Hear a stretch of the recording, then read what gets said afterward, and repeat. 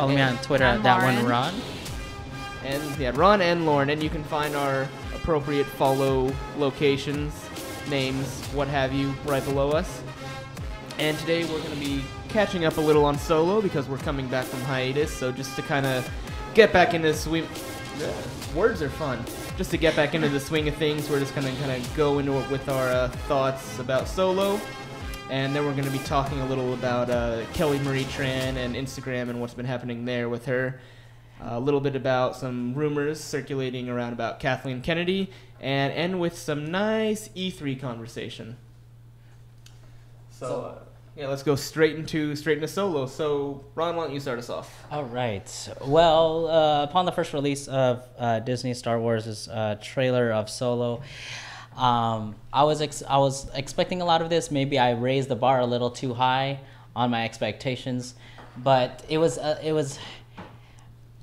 little bit of a difficult thing to watch because I was nostalgic when I first saw the trailers for The Force Awakens and Last Jedi, and then transitioning into Solo, I wasn't as too hyped or looking forward to it. So you can say that when ticket sales were announced, I didn't buy my ticket off the bat. I wasn't click happy to go into that. But I mean, okay, as initially. My initial review, if we wanted to give it a 1 to 10 scale rating, I would probably say it would probably be about a 6.5, 7, being friendly. And I know that's totally opposite of what I would be feeling because I've loved the previous Star Wars movies.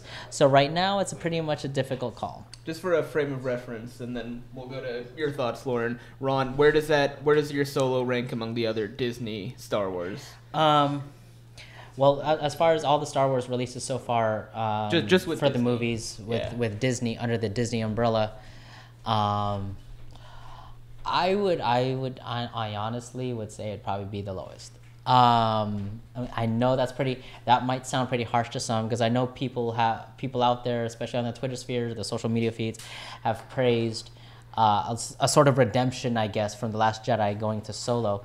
So I would probably be on the polar opposite of that whole spectrum on my thoughts and feelings. Just on my thoughts and feelings alone. I'm not talking about it. Talking bad about the franchise as a whole, and I want to make sure I get that straight. I'm not talking bad about the franchise as a whole, but Solo as an individual movie, it would probably be at the bottom of my list. I wouldn't even bother probably going out when it gets released on Blu-ray to get any special editions or anything like that. So I wasn't too thrilled about it. Yes, there were a lot of scenes that I liked. There were some characters that I liked in that film, but overall, it just didn't reach well to my expectations as a Star Wars fan. That doesn't also, again, I have to clarify my situation. I do have to explain because, like, how we know Ron, like, for people who follow me on social media, Ron's such a big fan of Star Wars and Marvel and all this stuff, and now he doesn't like Solo. What's wrong with him? No, I'm not on crack or anything, but it is just my feeling and thoughts about that. It's just not what I expected. It didn't thrill me too much except at some parts, but not my cup of tea. Okay, so Ron gives it a passing grade, but still at the lowest of any of the Disney Star Wars. Lauren, what are your thoughts? Well, I didn't particularly love it, but I also didn't hate it. I was just kind of like, I could pass. Like Ron said, it wasn't really my favorite. It probably falls at the bottom of my list as well. It's not that I hated it or had a lot of issues with it. It's that I just. Getting some slight direction from our producers. Ignore the scooting. I didn't enjoy it, and I don't know. I didn't go in with any expectations at all because I wasn't really following a lot of the media hype around it. But I don't know. I just didn't particularly enjoy this one. So, what about you, RJ? So for once, I'm gonna be the one who praises something Star Wars does, and say this is my favorite of all of the Disney Star Wars movies, in that I think it was a totally meh movie. And the meh is the highest rating I've given to any of the Disney Star Wars, and the reason I've given that is because it's the story itself works, and it doesn't have to be Star Wars for it to work. Mm-hmm. The writing is solid. Yeah, the writing is solid. The characters and the story itself are kind of lukewarm. It's a stereotypical average heist movie with Star Wars skin. And yeah, that's my general surface. It's the best of the Disney Star Wars in that it was passable as a movie. Yeah. See, here's. It was also very, very brown though. Yeah. I mean, okay.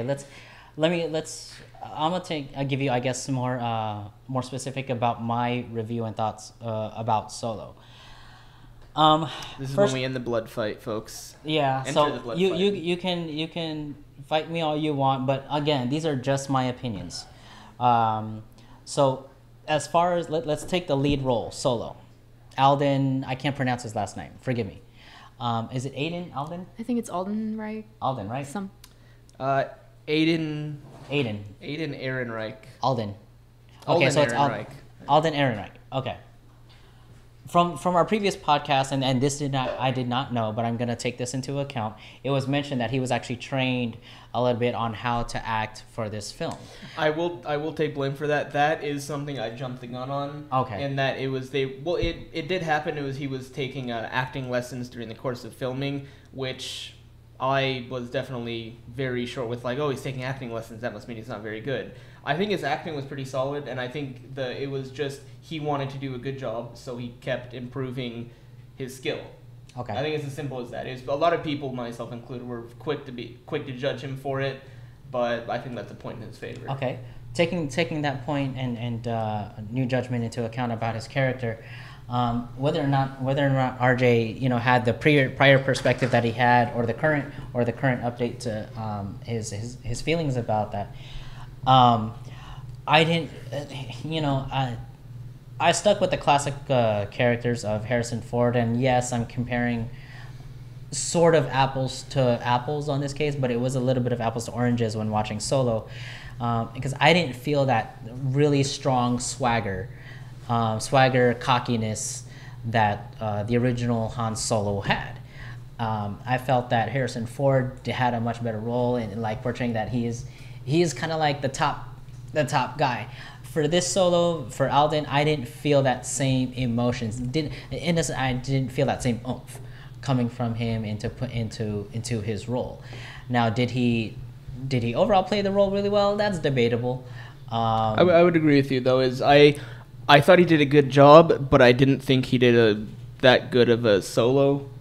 Yeah, it was too apparent that he was trying very hard to come off as Han Solo, which showed that he was trying very hard to do it, which kind of goes against just like you described, and kind of very laid back and kind of very unperturbed by anything. Granted, he's now just coming into his own, which is what some people are saying, like, well, he's not going to be the Solo we all know because he's just learning this way. But at the same time, there should have been something there of a similar personality, and there just wasn't. Yeah, it was kind of missing that spark that I felt from the original Solo and the original Han Solo with Harrison Ford, and I didn't get that same spark when Alden was playing him. And in terms of that one scene, by the way, obviously we are talking spoilers. By the way he got his last name. Oh God, the fact that was in like commercials and advertisements everywhere. Find out how he got his name. Oh and gosh. it was basically Liberty. It's basically Liberty Island. It's like, yes. How do you pronounce this name? I can't pronounce it. You're this Americanized. That's the best way to put it. That's the first thing. It was like, so they gave an immigrant a last name that worked with their system. That's how he got the name Solo. Yeah, essentially he found that one of the Imperial recruiting officers. Yeah. Imperial was it a recruiting officer? Yeah, because he went up to the recruiting desk. Yeah. Yeah. I didn't know like, what do you have a specific last role name to or do you have call a card or something? Yeah. Yeah. It basically says, "Oh, you're here alone." Okay, so he's looking through a list and trying to find a name, and then all of a sudden he's like, "Oh, you're alone." So Solo. But okay, we'll just give you Solo. That's it. Han Solo going off of the acting between those two, I wanted to kind of bring up Donald Glover's Lando, because I thought he did a really good job as Yes. Lando compared to Billy D. Williams, and I was like, wow, he actually I thought he pulled it off pretty close to the original. I don't know. What did you guys think? I since we're liked going off that? I liked the beginning of his acting of the portrayal of Lando, but I thought after that, I mean, granted, it's his own thing. He made it his own part, but the first beginning, like his introduction as Lando, I loved it. If it had stayed like that, then it would have been great. But I thought after that, he quickly, I don't want to say devolved, but it became clear it was like he's Donald Glover playing a part rather than he's Lando. Okay. Like it kind of, because obviously every actor or actress has like their own kind of unique something that you can kind of see in a role every now and then. Like Tom Cruise is always Tom Cruise in everything he does. Yeah. Kind of like that. And I thought the latter portion of Donald Glover's performance as Lando wasn't Lando. It was just him portraying a part rather than... Maybe because I haven't seen him in much else. I couldn't really judge about that, but... I felt that, you know, Donald Glover in the roles that he's played, obviously he's had a lead role in Atlanta. He's got definite musical as well as theatrical talent on both sides, as well as, you know, obviously his recent hit This Is America. This is not a plug, by the way, but just gaining a scope of his ability as an actor, as a performer.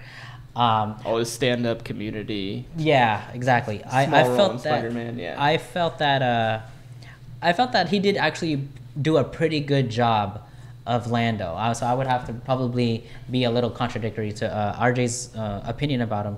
But in almost in essence, compared to Billy D. Williams had a sort of accent to his character. I don't know the history of whether or not Billy D. Williams naturally spoke that way, or was it an accent that he was trying to do while he was acting as Lando back in the original trilogy. But if Donald Glover was picking up on that, he did an excellent job of picking up the little knickknacks of Lando, with a couple eyebrow raises here, a little bit of cockiness. He felt like he was a definite smuggler, as the original Lando was by Billy D. I mean, yeah, I will say his physicality, he did a really good job of physically embodying it. But it's kind of the same as what I was saying with Alden for playing Han Solo. It kind of, at a certain point, it felt too much like they were trying really hard to be the role. Yeah. Which I mean, it's like, how do you not put effort into trying something? But I almost feel like there's like that fine line you have to find between working hard to do something and working hard to do something and making it so that people can't realize you're trying really hard to do it. You know, as far as that, and especially when you're trying to fulfill a role, and you know, casting wise, who do you cast now as a backstory and as part of the Star Wars anthology, and in the universe? Who do you cast in this current day and age to play Lando?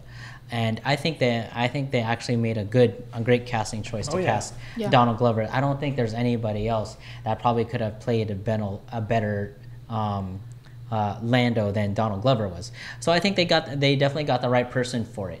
And that's just me. He got the whole. He even mispronounced Han as Han instead, which was a carryover from, which was kind of like, I guess, a thing from even the original trilogy. I read up on this somewhere. I forgot where, so I apologize if I can't give you the proper credit for it. But when Billy D, I guess, was reading the original script, he pronounced it as Han, and I guess that whole idea went over to carrying as you know, into Donald Glover's character, where he pronounced Han as Han. So I thought that was a nice little nod to that character too. But Lauren, what other did you have anything else to say about Lando, or did you want to talk about another character? Not right now, no. Okay. So I will, before we get into specifics, I will say so far the Solo is the worst performing Star Wars movie ever as far as its box office. Yeah. It's after this weekend, they're thinking it might break 300 million. That's with international money. That's including breaking 3 million or losing 3. Or sorry. They think it's going to break 300 million for the total box office. Okay. It's right now. It's It's about 165 million domestic, and about 115 foreign. everybody already knew it wasn't going to do well in China, just based on how poorly the Last Jedi did, and how quickly it was removed from theaters, and the fact that they didn't even call it Solo a Star Wars movie in China. They actually did call it Han Solo. Yeah. Oh, that's interesting. International posters, international promotional material. They actually did have the actual Han. See there, I was Lando for a second. Han Solo. So that in itself was kind of appeal, and I kind of expected the same thing too. Domestic numbers, that it was gonna kind of go in the negative, or at least fall lower than expectations. I think Disney originally projected 140 mil within the first weekend, but it fell short by 50 mil. Yeah. Which was not a good reflection at all. But going on about Han Solo, as a score, like musical score throughout the movie, John Powell obviously took the helm on this one, with John Williams initially scoring it, but John Powell doing the main score throughout the film. It was odd during that train escapade scene, that in that scene you had a child's choir voice that just did not fit Was it? I don't with even that scene at remember. all. And then even later on, like a couple minutes after the train scene, there was another part where it was another children. It was like, I was like, how does this fit the tone of what I'm seeing right now? It was just odd. Like, the only part where I would say it was justified to use a children's choir was when it was in the prequels with Darth Maul. I think that worked, but in Solo, it just. I will say, with the train scene though, it was cool, but why are they have ships that can fly? Why are they using something on tracks to transport this? I guess when you take the feel of it as a maybe as an assumption, I'm just assuming here, is because they were still on Corellia, I believe, right? Or is that a whole different? No, that was a whole different planet. They were on a different planet. They were on a different. So it's like, and it's a valuable resource, something that anybody could want to. I mean, this is a galaxy where it's well known that people like to steal. People like to steal valuable things. There are literal organizations, like multiple organizations, named organizations, well-known organizations, who will steal or smuggle, perform all sorts of criminal acts, but they're still transporting this highly valuable material via train rather than flying it. I guess Disney has a thing about trains. Maybe because it was a heist movie and it prolongs the scene. Well, I mean, I'm saying I get that's why they did it, but it's just like they didn't give. Like, if there had been something in there saying, like, okay, maybe if the weather was incredibly harsh in this planet, or if they had been flying unprocessed fuel, because what they were transporting the fully processed, ready to go fuel. Yeah. But if it had been the unprocessed, I could see using the train, because then they want to make sure with the harsh weather that it's not jostled around and blown up. But it was just, we're transporting it on the tracks, even though it's fine. There's no reason to not fly it, but it's on the tracks. I can Maybe imagine. it's more cost efficient for the Empire to use the train. It's like a freighter or something. But we didn't have any mention of the Empire in Solo, did we? I did like the Empire's involvement in that it was only on screen for like maybe a couple minutes at most, and it was just in the way of, it's in the background because this is the world that we live in right now, but it wasn't at all a big part of the movie. Yeah. It didn't play that huge role. It was literally a focus on Solo and his adventures and his beginning. It basically was a movie about, okay, from the original trilogy, how did Han get the Millennium Falcon? What was the game that they played against? What was the I want this fair and square scene? What was the meaning behind that? What was the Kessel Run? I mean, okay, let's talk about the Kessel Run. If anybody has any opinions about the Kessel Run. Lauren, do you have any? The monster was scary. I was like, okay, that's a weird creature. I thought the monster was cool, just because I like that. So I like that Lovecraftian sort of stuff. What was it, like the mother? No, that was something else. The mother was like the whole thing, right? I don't think that was. I think it was literally. I think it was like hinting at there's a bunch of these things that exist in this vacuum space. But wasn't the vacuum the mother? Like, wasn't? Oh no! It was. The black hole was called the Maw. Was that was the Maw? It was called remember. It was like they were saying like, "Ooh, this is where the maw is," and then the monster appeared and it was like, "Oh no, it's the maw," and then the black hole appeared and it's like, "No, that's the maw." It almost looked like to me like with that big monster appearing, as you mentioned, Lauren, that I thought that was like the big Mama Rothtar, that because I mean, Han Solo said, you know, in whatchamacallit, in the Force Awakens, that, you know, that he had an experience with Rothtars. There was obviously some type of backstory there, and I thought maybe this is the Mama Rothtar that, you know, he could have messed with, because they almost look similar biologically, long tentacled arms and big monstrous teeth. So I thought that was It's like a space spider, and it was creepy. I did think it was weird that this thing that's able to survive in the vacuum of space had a skeleton. What? Like when it was being pulled in the black hole and like ripped apart. Oh. It was like it wasn't like cartilaginous, or like it didn't have an exoskeleton. It was like bones. Ew. It was like, I'd imagine it would have like a composition similar to something in the deep sea. Because I mean, so like a spider with bones then. Yeah. This is kind of creepy. It's like it just seemed. I mean, granted, maybe that is the correct choice to make.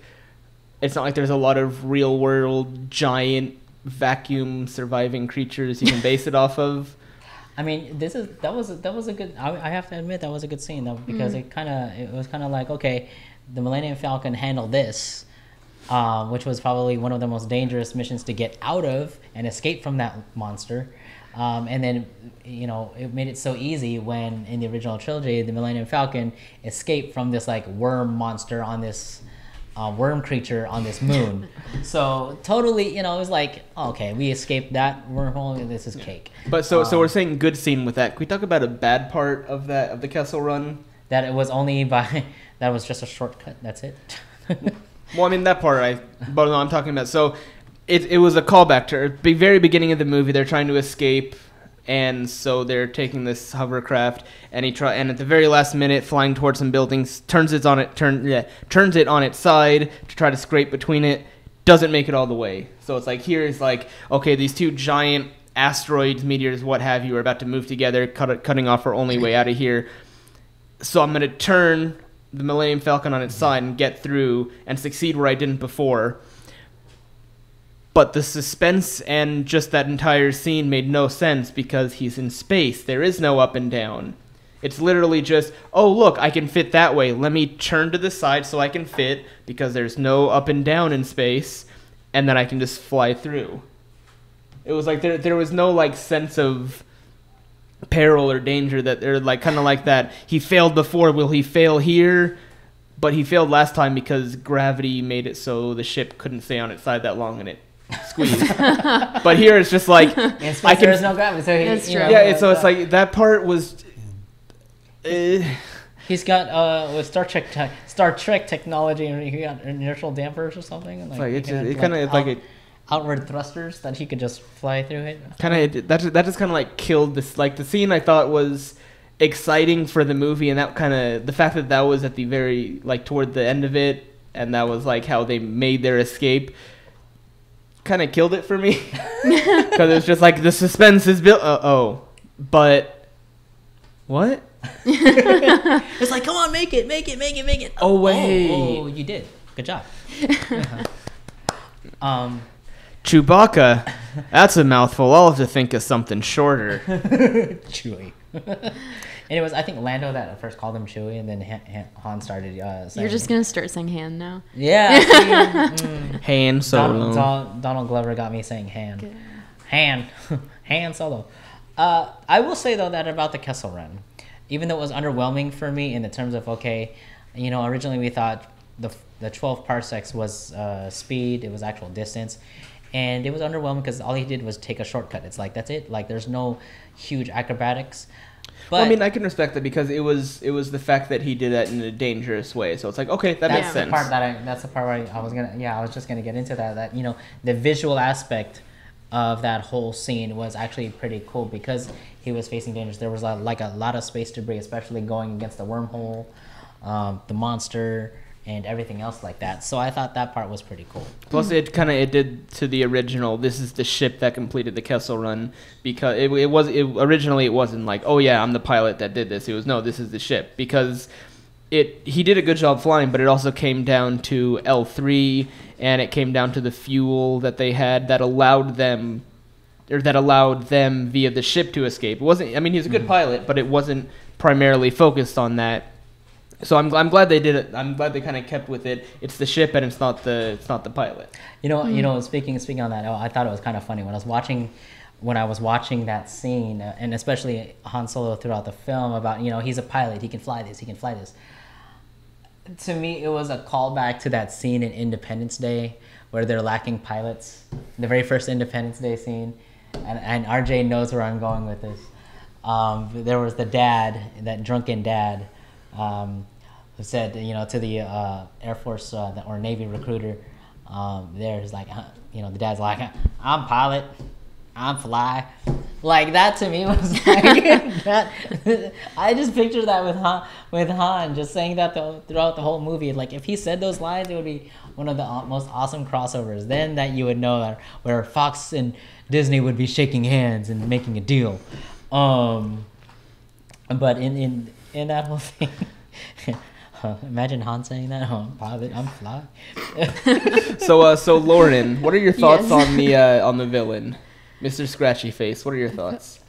The villain.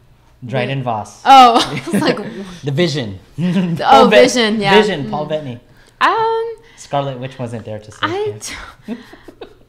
I don't know. I don't really know. I mean, he wasn't like obviously the worst villain possible, but I don't know. It's just yeah.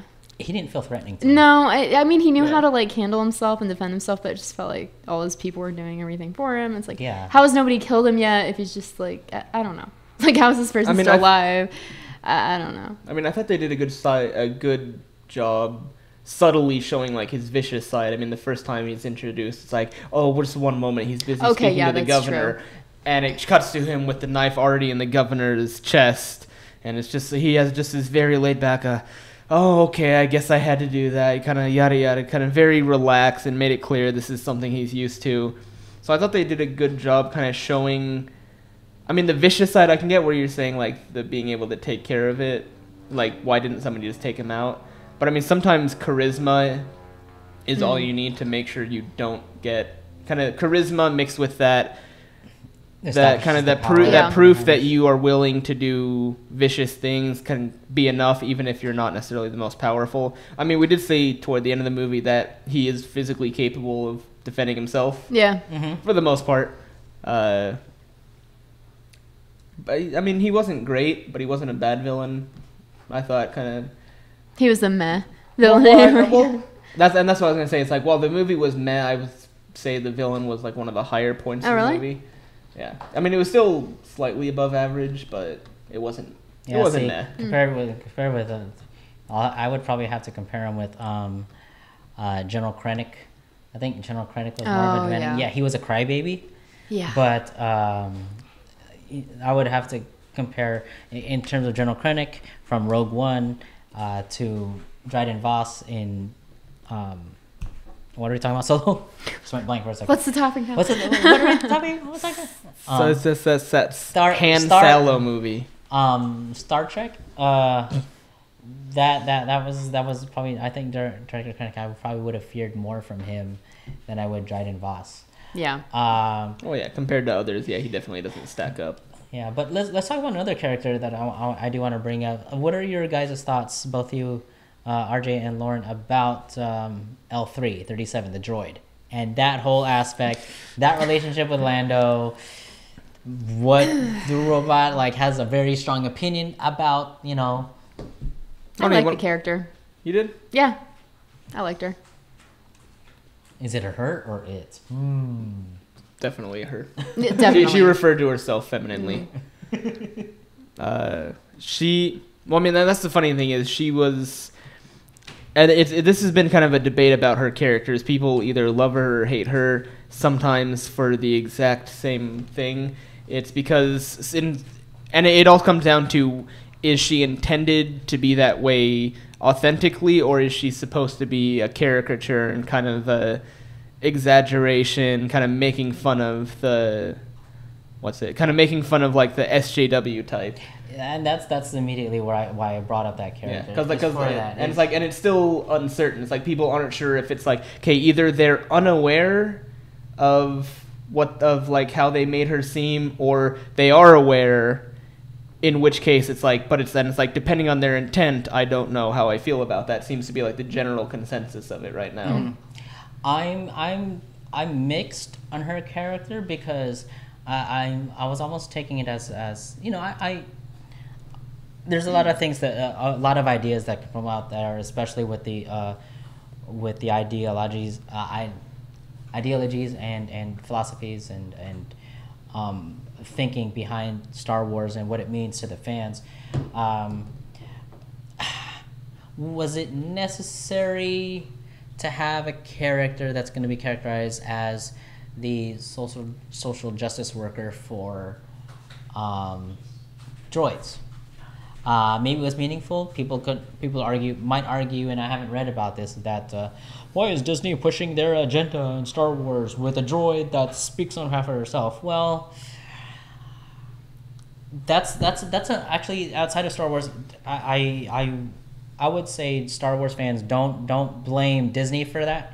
You've seen that type of motif everywhere in a lot of movies where you have droids, robots with forward thinking. You have the Terminator. Yes, it was kind of like a bad guy sort of thing, but also you did have some thoughts and feelings about. Yeah, iRobot. Yeah, it's like that's a kind of similar a common motif among anything resembling an artificial intelligence. Yeah. So it almost felt like I almost felt like I wanted L3 to be just a droid.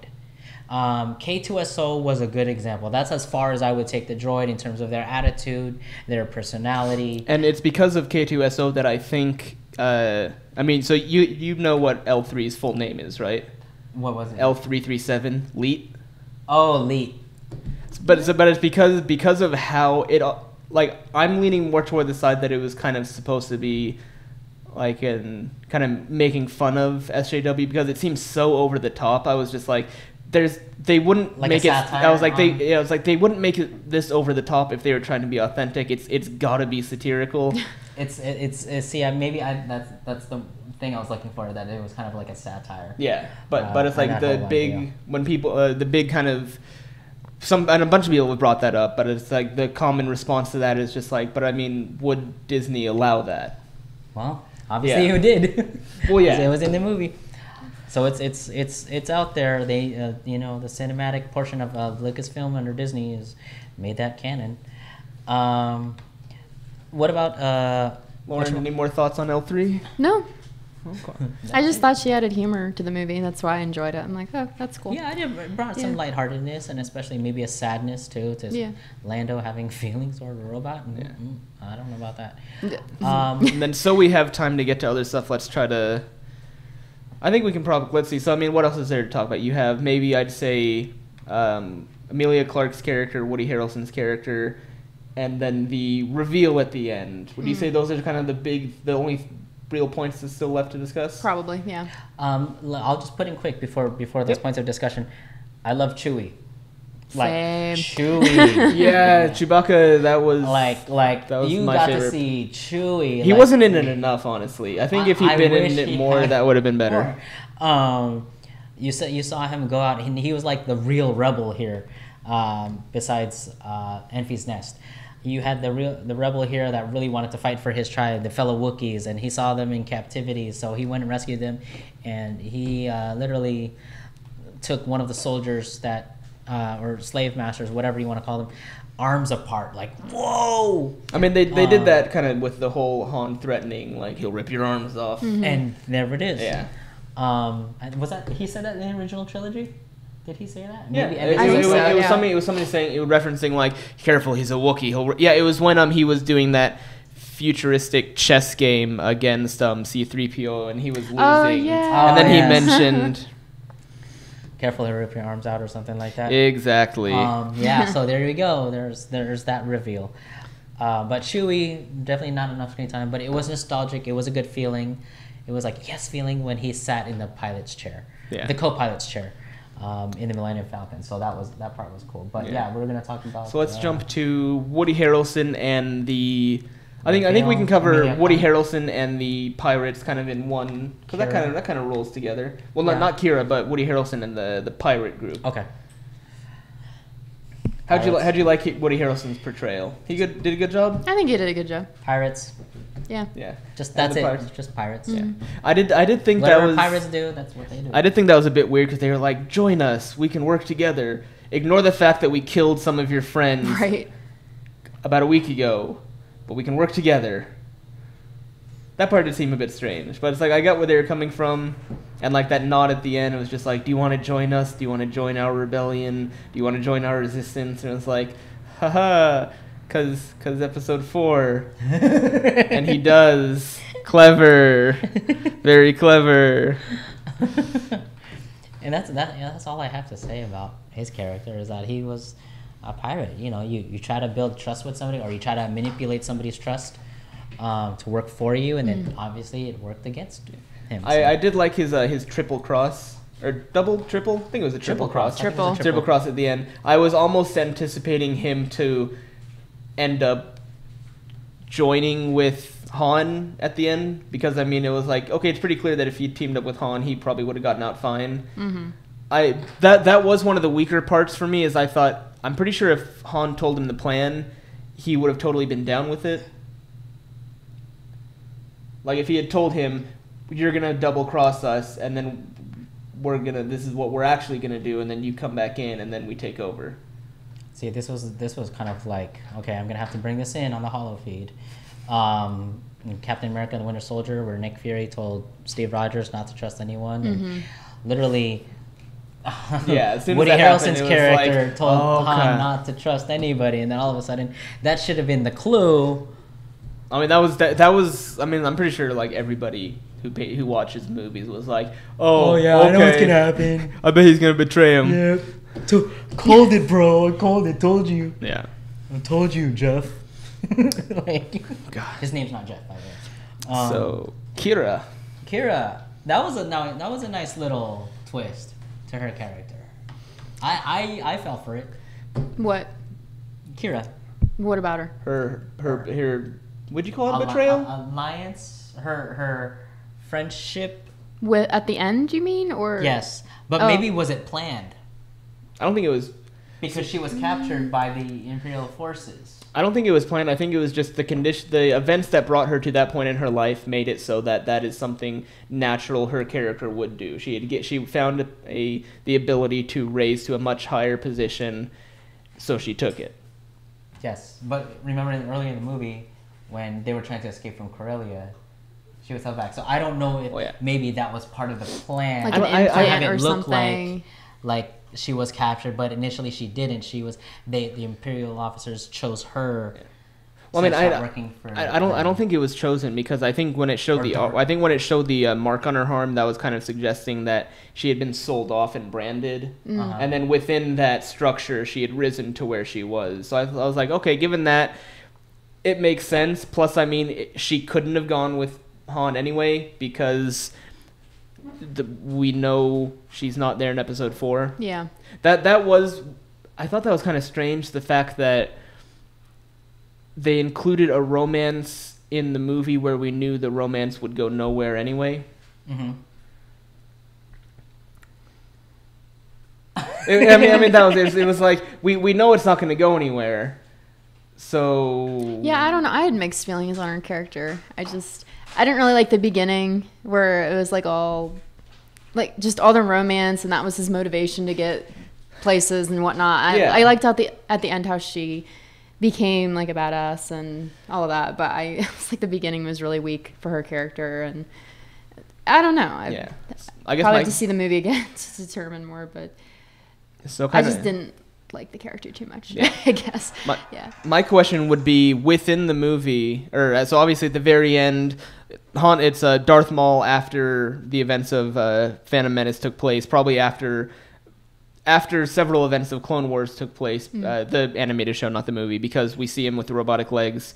And the only reason, I mean, I'm saying obviously, but maybe not. But I mean, we can all agree, Darth Maul was there because they're teasing Obi-Wan movie, right? Mm-hmm. So I'm wondering if Kira is going to show up in the Obi-Wan movie. Oh, maybe. Because Darth Maul will be there. I'm actually excited about that. I think that's the movie that a lot of people want to see. So that was actually confirmed. I feel like I missed something. It hasn't fully been been confirmed.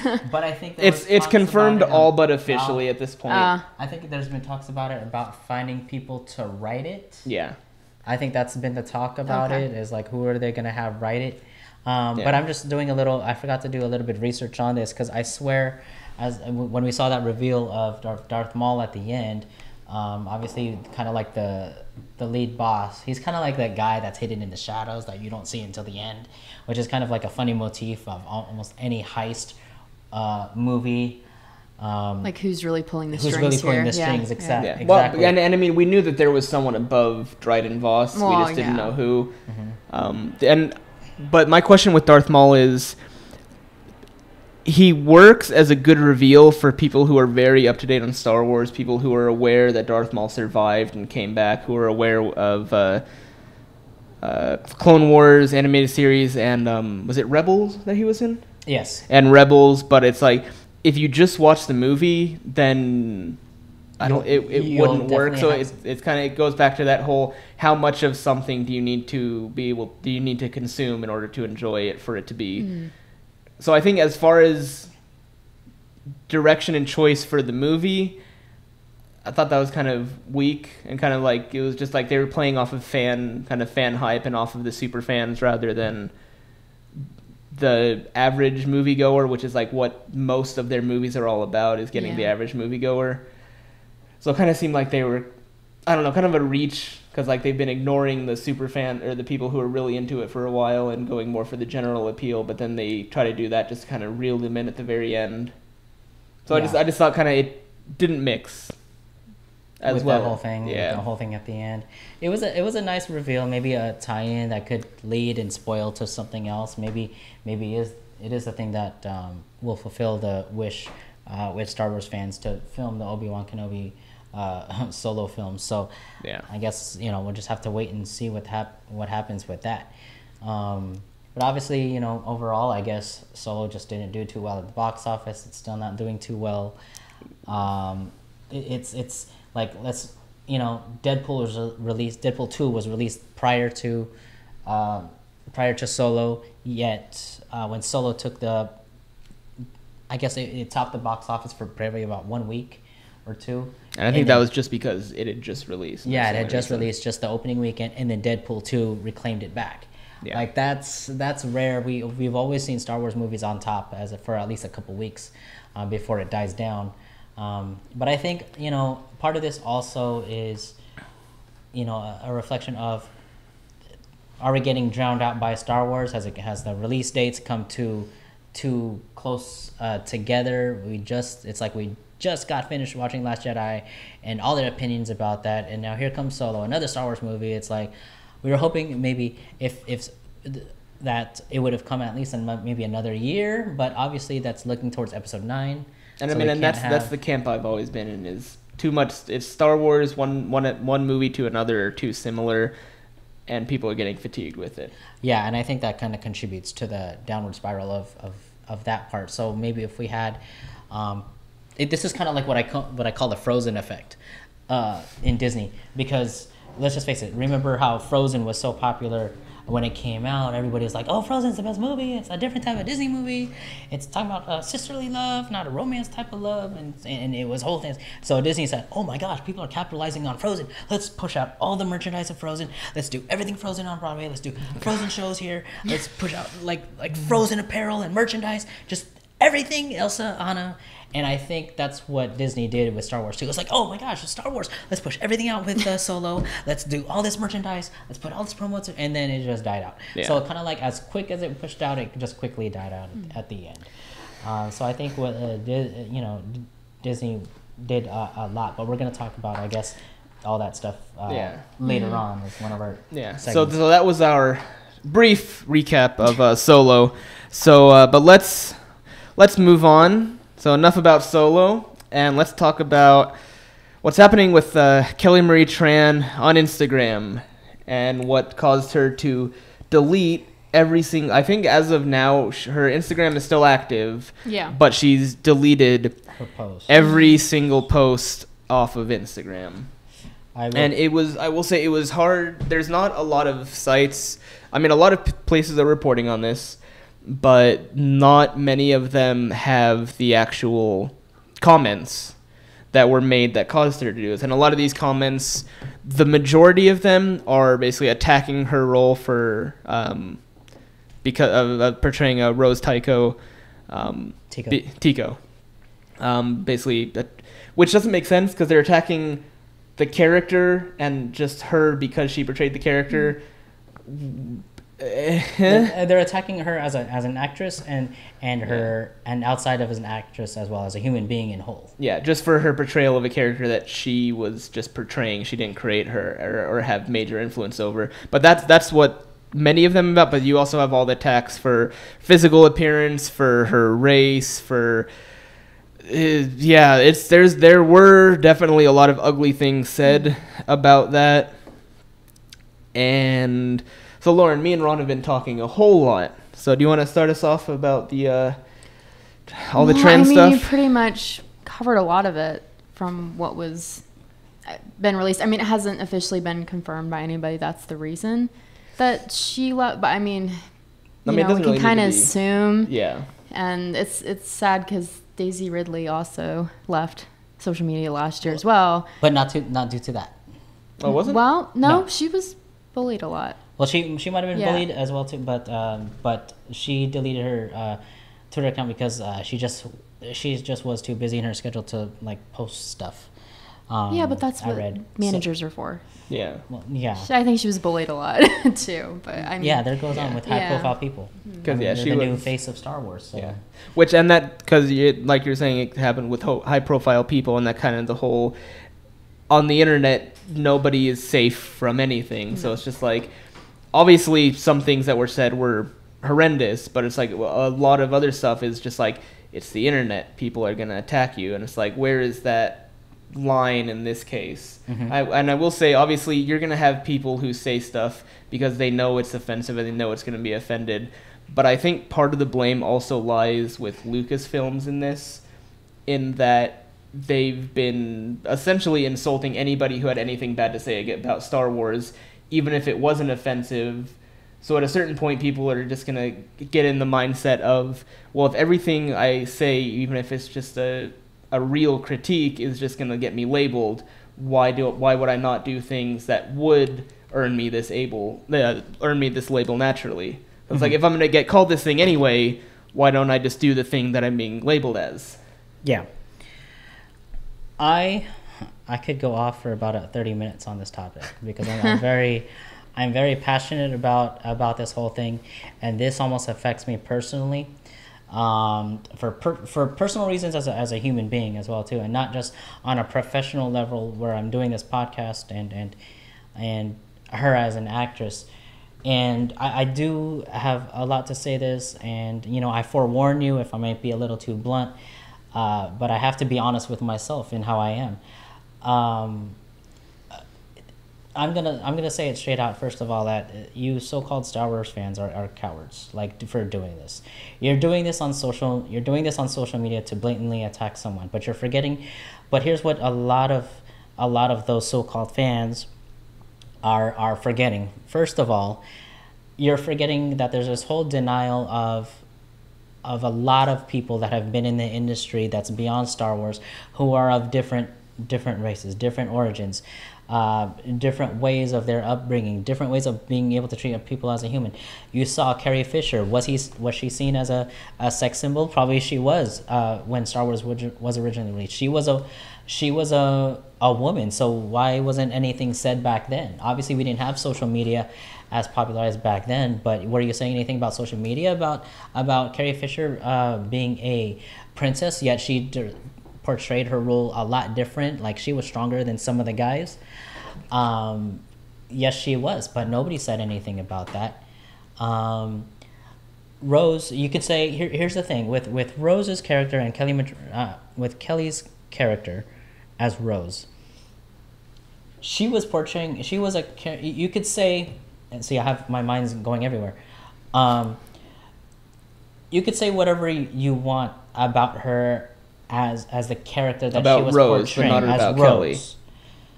You could say that you disliked the character. You could say that you didn't like where the character was going. You could probably say that her character wasn't needed. I mean, I'm definitely of the mindset that Rose is probably the worst character in all of Star Wars, or the worst main character in all of Star Wars. It served no point, hindered the movie itself. But Kelly Marie Tran did a good job acting. Like she did a good portrayal for a character that wasn't needed. But as far as what her job was, she succeeded at her job. Mm-hmm. The fault for Rose lies on the writers, not on the person portraying it. Mm-hmm. She was first and foremost a human being, and for her to be in that role, it's what I was gonna say is that you could just give your opinions of whatever you want to say about her and her character, but to attack her personally as a human being, that's where it crosses the line. That's where you become an online bully. That's where you lose the message behind the fandom. You get you get the line you get that word of fandom misconstrued, and you distort it with a whole different thing. As a fan, you appreciate for what it was, even though you disagree with certain things. You critique it, but you critique it in a way that you are talking about it directly as it ties into the movie. You're not critiquing it as in, okay, this person is fat, lazy, she's Asian, she's not neat. No, that's totally opposite of what a fandom does.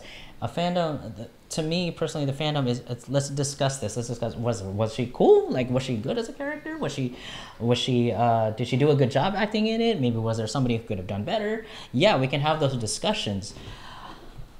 But all the bullying and posts, like, keep in mind, she's as much as a fan as anybody else. She was a nerd online, and she was open and blatant about it, about being as a fan. And I will mention this about one of the media faces for Star Wars is Andy Gutierrez. One of my favorite pictures was with her and Kelly Marie Tran at the LA premiere. And they took a picture together, and that's when Kelly Marie Tran was all dressed up in this red dress, looking magnificent and beautiful. I mean, it was a traditional Vietnamese outfit, right? And it's a color, it's a predominant color for the Asian culture to wear red, and it kind of fits with the Star Wars too, wearing red. She pulled up her magnificent, beautiful dress to show that she wore Chucks and Pikachu socks to the premiere. I think she proclaimed herself as a Hufflepuff herself, so she's a big Harry Potter fan.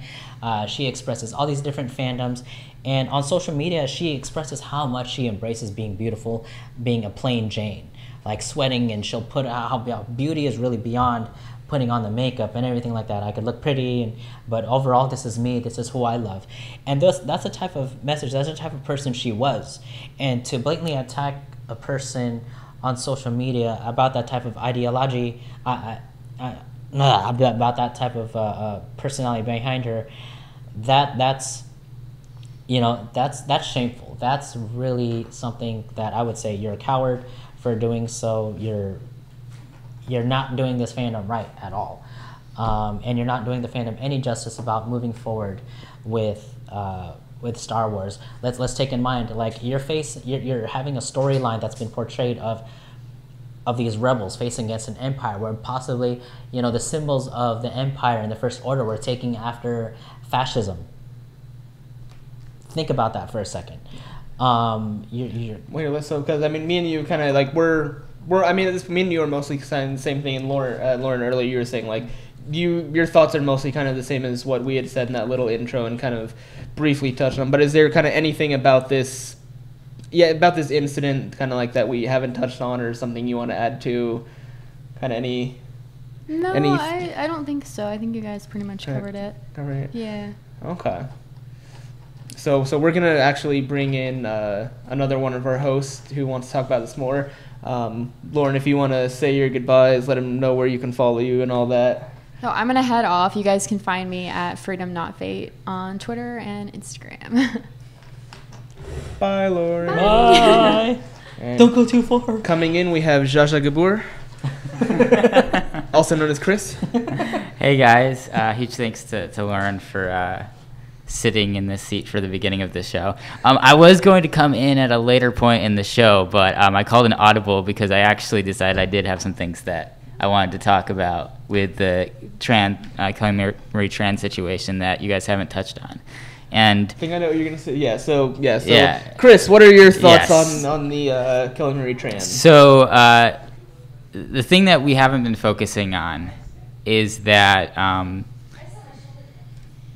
there has been this is not just a generic situation where like there's trolls on the internet and just when you're famous you just get people saying negative things. Yeah. This is not a generic situation. A lot of the people who have been saying negative things on social media directed at Kelly Marie Tran are doing it on purpose, and they have an agenda. Yeah. And the agenda that they have is to make the environment in which there is Disney Star Wars films so toxic that they have to stop making films. That is their agenda. I agree. Because when it was announced that Disney was going to be taking over Star Wars and that they were going to be making new films and that those new films weren't going to be following the Legends books, the expanded universe, there was a lot of people who were very angry about it.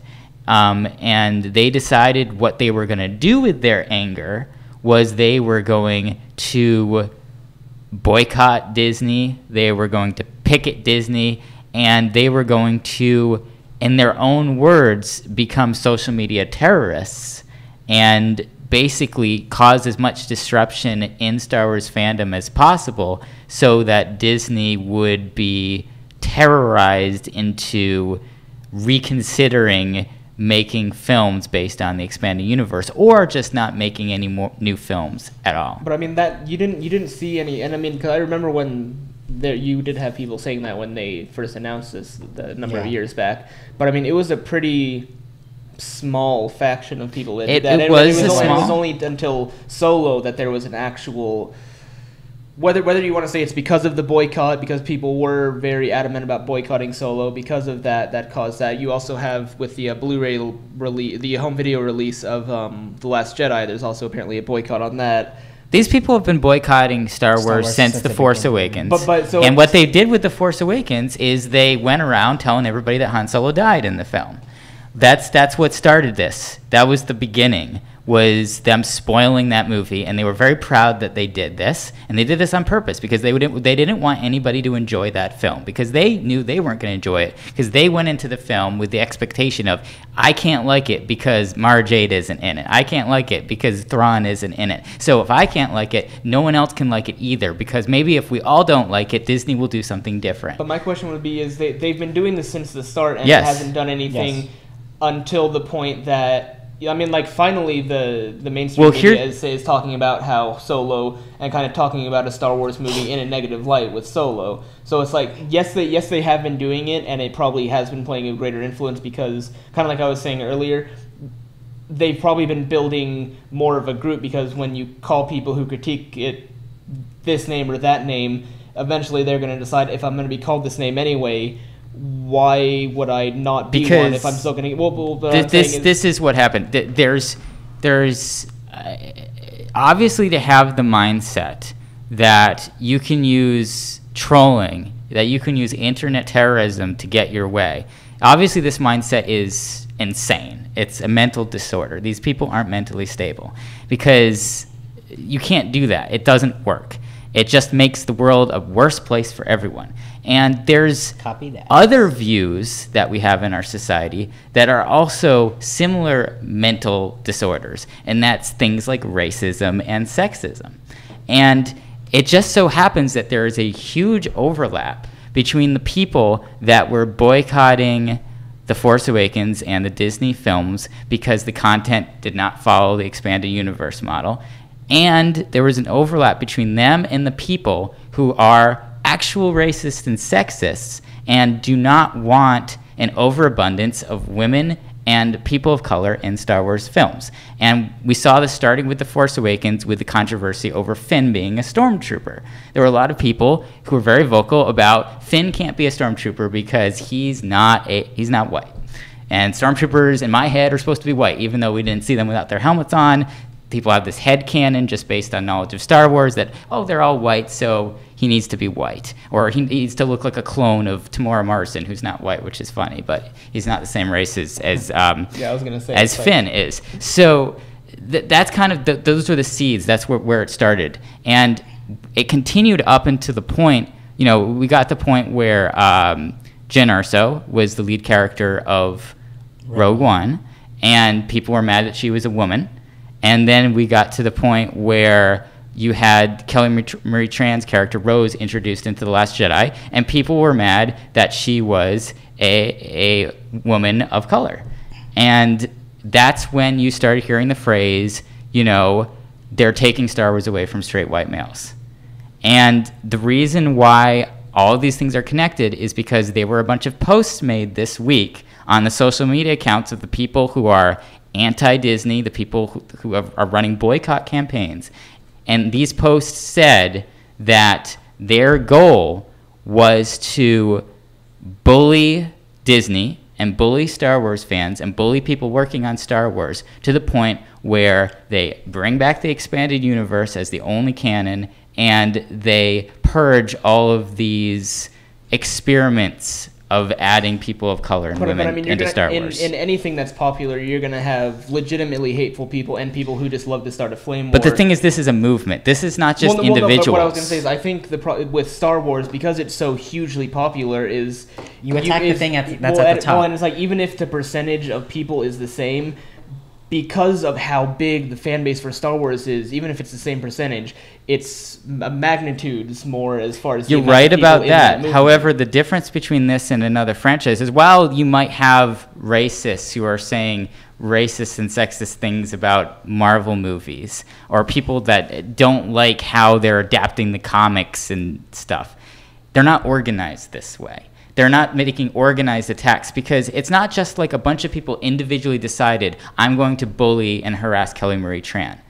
There was a call put out to do that, and they all fed off each other and echoed each other and did it all together to a point where it got so bad that she had to... What site was it put out on? It was put out on all of these groups of people that are organizing the boycotts, social media boycotts and these spoiler campaigns. And that's the other thing, is these people are organized in spoiling Star Wars films for Star Wars fans. They are posting spoilers before the movie comes out, as the movie's coming out, on purpose to ruin people's enjoyment of the films. And again, the reason why is to make fandom toxic and make people hate it as much as they do.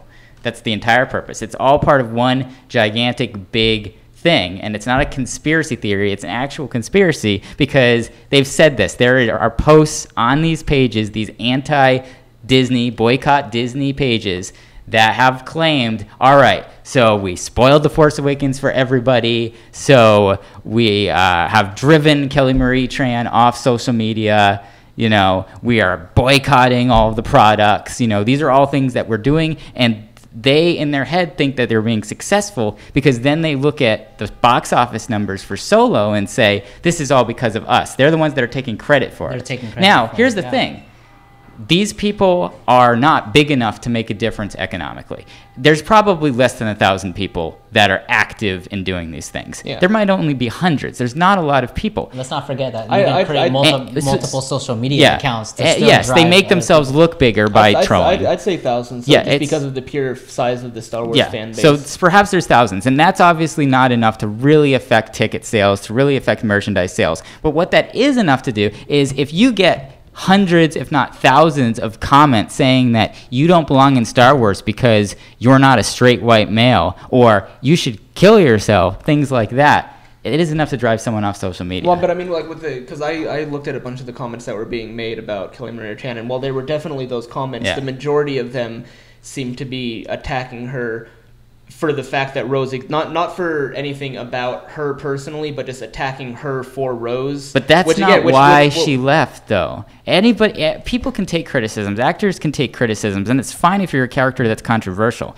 The reason why she was forced off social media is because she was getting things that were inappropriate sent to her. You know, things like death threats and things that were attacking her because of her race. And again, these things were specifically targeted on purpose because the people who are sending them have those ideologies. They have the ideology. They have the ideology that she doesn't belong in Star Wars because of her race and gender. But there was also the people who are just like, heh, I hate this thing. Let's see if I can ruin it just for the sake of. Well, yeah, those people, they all pile on with each other. But the reason why it's so bad that it's created a news firestorm where you haven't seen this in other fandoms is because of the organization.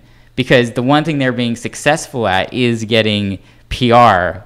Globally at this point. But also nothing's ever been as big as Star Wars is as far as a series. Yeah, it's true, but again, if there wasn't this organization, I don't think this would happen. Well, I mean, not as coordinated, but I mean, it does still happen. I mean, I definitely keep up to date on a lot of stuff like this, and I mean, it happens with, not to this scale, but I mean, it happens with it happens with Marvel. It happens with innocuous animated shows for kids. It happens for everything that you have people who are going to make this comment or that comment because it's not the way. But again, they want it to be. It's not an organized group of people doing it with an agenda. Well, no, but that's what I'm saying is because Star Wars is such a big franchise, it's unique in that they have had several decades where constant material has been put out to build and maintain and kind of just to grow the sense of community in it. So you're trying to explain, you know, why Star Wars is kind of the first franchise to see something like this happen, which I understand. It's such on a magnified but I don't think scale. That's relevant at all to discuss. It's such a magnified scale because it is that thing that generate, especially when you're talking about generational studies and where. But we're any discussion of why this exists is validating towards it and it excuses it. Well, I'm not trying because to, truthfully, I'm just saying it's. The reason doesn't like matter. Never happened, so I'm saying it's like it's interesting, not interesting, but it's like the fact that it's like you have decades and decades of people who are able to consolidate in these fandoms. Yeah. People who are like-minded get with other people who are like-minded. Yeah. So people already knew people who agreed with them, and then when you already had pre-existing pockets of the community who agreed about something, and something happened, they already knew who to talk about or who to talk with about what they didn't like, which is why it happened so big and so quickly with the release of all the Star Wars stuff. Yes, basically Star Wars is something that is big enough to unite forces for good that wouldn't be united otherwise, like for instance the charity, the force for change, things like that. You know, it unites forces of creativity that's unprecedented. Look at the people working on some of the projects. You never get that many good people working together. You're not going to be able to afford it in other projects. But because it's Star Wars, they all want to do it. But it also, as a result, on the other side of the coin, it has more power to unite forces of evil. Yeah, it makes it a lot easier to do good things. Yeah, but it's easier to do bad things too. But that's the thing. The relevant thing again is that this is the reality. The reality is that there is organized terrorism right now inside Star Wars fandom, and these people, you know, they're not Trekkies coming into Star Wars fandom trying to ruin it. They are Star Wars fans. They are people who are doing it who like Star Wars, and that's what it's basically a cancer inside the body. That's what it is. I mean, it's something that, you know, is malignant and is causing a lot of trauma inside fandom and inside just the, you know, the group of people working on Star Wars. And it's very unfortunate. And I think that, I don't know, I think that there needs to be a lot of pushback against this agenda. You know, a lot of organized pushback, just like there's organized political pushback against the alt-right, against racists and sexists in society in general. I think that Star Wars fans who understand that it's wrong to have these, you know, it's wrong to take your warped opinions and then use it to hurt other people, you know. They need to all stand up, and we need to organize against this. We need to drive it out. Which brings me to a point now. Some people on social media have expressed, why hasn't Lucasfilm taken action on on this? Is it up to Lucasfilm and Disney, obviously up at the top, Robert Iger, to basically make a statement on this? And I think when you have somebody to kind of quell the fires on the issues debate about the toxic fandom in Star Wars, I feel, in my opinion, that there should be at least somebody addressing it from the top to say that such behavior is unacceptable, to make it an official statement. I think they will this week. And I'm hoping Upcoming for week. it because it's threatening. And let's not forget that, that in general, making these type of threats online, and if something were to happen to them, celebrity or not, is a crime. You could be part of a crime. So to say something about that, you've really got to be careful about the type of things that you say online. And it's just hurtful that it's actually come to this point, that we're in the times now where obviously a lot of people are more open. They want more. There's that side of people or side of the fandom who appreciate the diversity that's involved, and we are in those times. Whether you're a Marvel fan, Star Trek fan, Star Wars fan, or Harry Potter fan for that matter. That it's just hurtful to see that a lot of people have been driven out of social media for those reasons of attacking them, and it's groups. It is group terrorism. It is social media terrorism at its worst. And this is the type of thing where I've loved this fandom just because you get to talk with people and meet with people who have the same language. And if we can't meet on that same level about appreciating the fandom and having honest, open dialogue about it, then it becomes toxic, where you're just now threatening people who love a certain thing that's on a grand scale. So that's my it's a reflection of problems that we have in society in general. I mean, cyberbullying is a big issue beyond this. Racism, sexism, big issue beyond this. And then when you combine the two, it's still a big issue that's beyond this. But perhaps the way that it's handled within Star Wars fandom can serve as a model for how it can be handled outside in the rest of the world. Like, that's the best case scenario for this, is if we can find a way to overcome this, then perhaps it can kind of light a fire that can go beyond Star Wars, because it's everywhere else too. I think, but honestly, I think end of again, not excusing it, end of the day, you're always going to have people who are awful. Yes. And the majority of the fault is easily on the people doing this. Yes. But I do think this is happening just because of negative reinforcement. A lot of it, not a lot of it, enough of it is on Lucasfilm's shoulder that they can prevent this from happening going forward by actually responding to stuff that's sent their way. Well, it's hard to respond to somebody saying, well, no, I'm not saying the Kelly Marie Tran. I'm saying the stuff that's been coming out since The Force Awakens. People, and not the people who are like, female in Star Wars lead. No. Just the people who are legitimately criticizing, like, well, this doesn't make sense, or why'd you do this, why'd you do that, responding to it with things other than, well, you hate it because of this reason, that reason. feel like they've responded to it with the content, and I think that's all they can do. If they make a movie and people don't like it for certain reasons, the best thing they can do is make another movie that it is a better movie. Well, no, but and I feel like they have done that. But it's whenever they do respond to the critiques, they only respond to ones that are either extremely outlandish, or they respond to it in a way that isn't like because there are people, again, they're making comments that make no sense, but when you do have people who are making criticisms, they don't respond to those criticisms with something constructive back. I think I think the most constructive thing is to just make a better film for the next film. Well, and I agree, but it's the fact that they aren't responding to the constructive comments. They're only responding, not with the movie, but they're only responding directly to negative comments, rather than people who are or were trying to be helpful, or trying to enjoy it, and trying to still be part of the fandom. Yeah. I don't know. I mean, I'm someone who is, a vocal critic of Star Wars projects. I mean, I have been very vocal about the shortfallings of the Star Wars Rebels TV show. I think that they've made a lot of mistakes with it. I was very vocal about the shortfallings of The Last Jedi, and I was also very objective with The Force Awakens and Rogue One, saying what parts of the movie I liked and what parts of the movie I didn't like and why. And I've never felt personally attacked or marginalized by Lucasfilm, because I've said these things. No. And I've, as an organization, the organizations that I've worked through, like, for example, the Star Wars Underworld, we still get we're thrown bones by Lucasfilm. You know, we're given access to certain things, and we're allowed to operate. And you know, I do feel like it's a good climate and a good environment for people that are objectively critical. But the public doesn't see that. The only thing the public sees is responses to really outlandish claims against Star Wars and stuff like that. So I mean, it all comes down to perception, and just because I enjoy trolling, not trolling, but like going through forums and stuff to see what people are talking about and why they're thinking what they do. And publicly, the Lucasfilm doesn't have a good image in responding to constructive comments.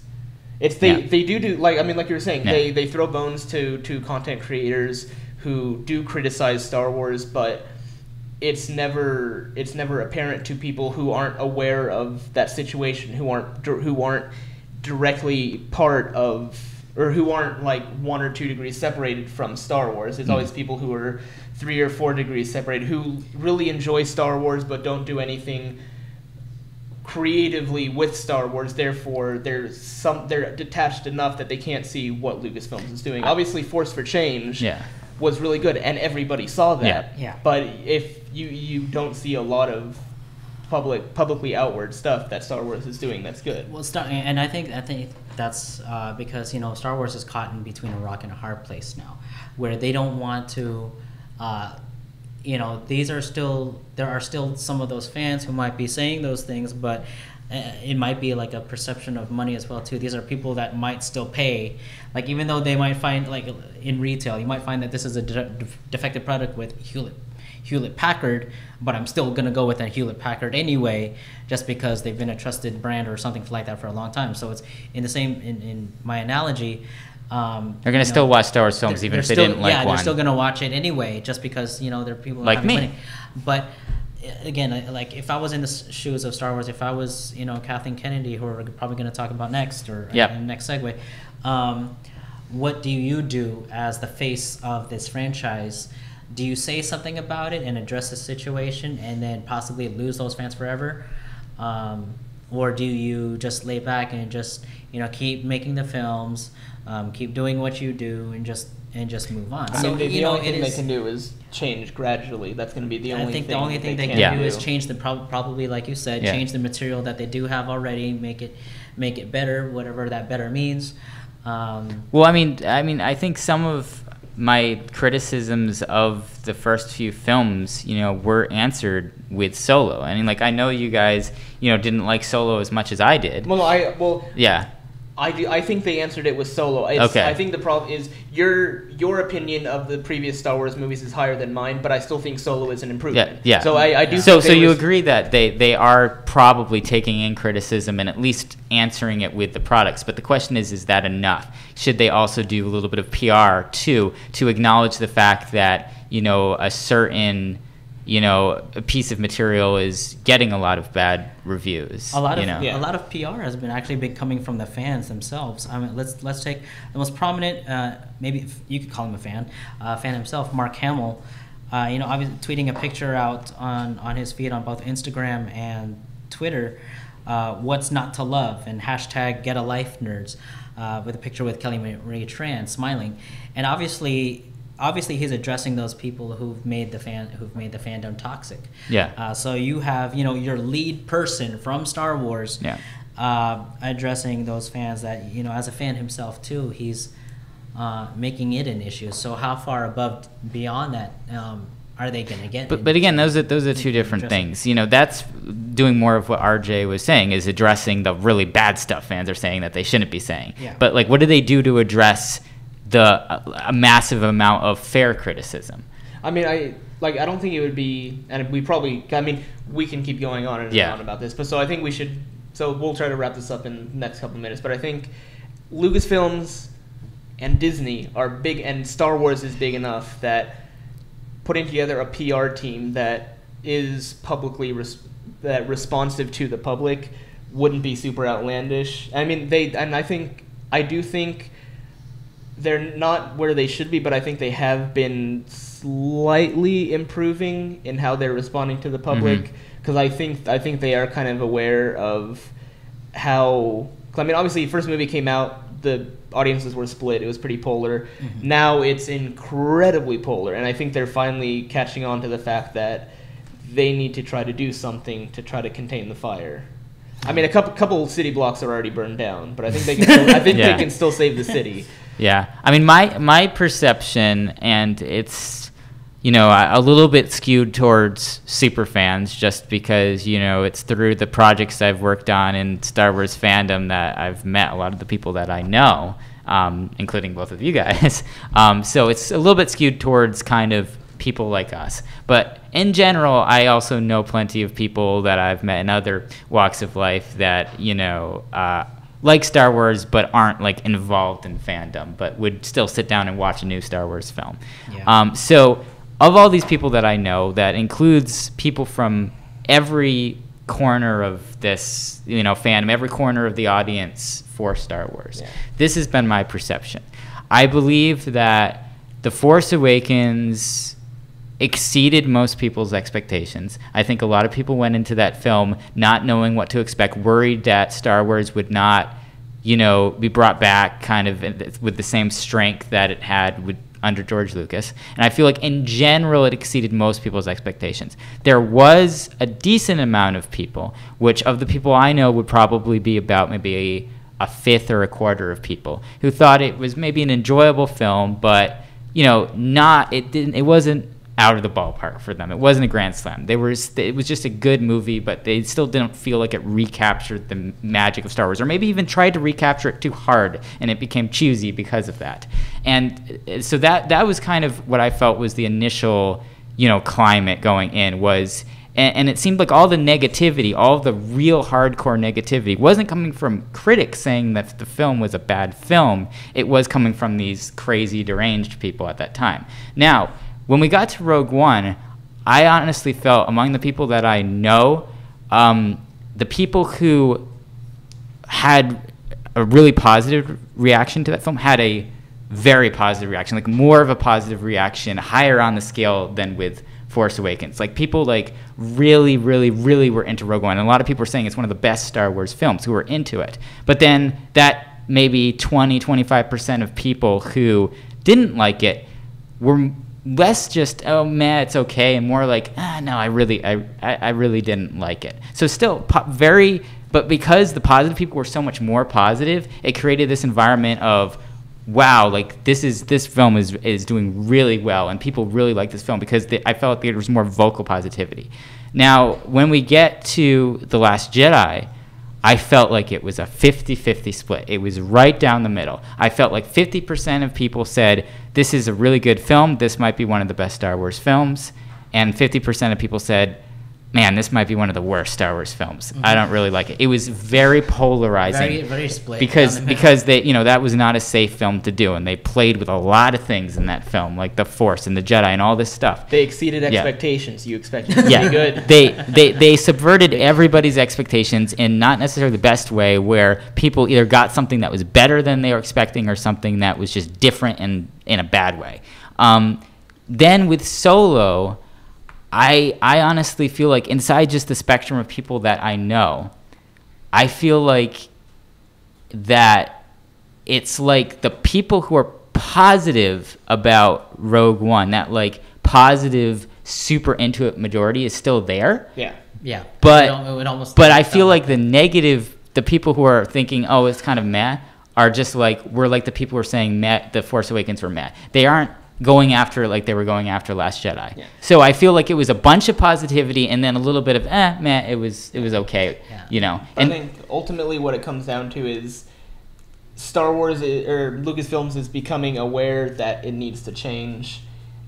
They're trying to change in different ways, to kind of depending on the public reception, and just to kind of roll into the next one. A way they might be changing is they may actually be getting rid of Kathleen Kennedy, or not getting, but so right now the rumor mill is flowing, and it's saying that Kathleen Kennedy may be stepping down in September. Now, granted, it's take it with the Dead Sea of Salt, but that's kind of what's going around right now. Do you guys think that's What do you think the reality I'm gonna is? say Any logic I'm gonna behind it? say this straight up. If Kathleen Kennedy retires, she's gonna be retiring because she just doesn't want to work in the film industry anymore. She's not gonna leave Star Wars just because she doesn't want to work on Star Wars anymore. I think that the What's her negative. official position? She's the within president of President, Lucasfilm. okay. Here's the thing.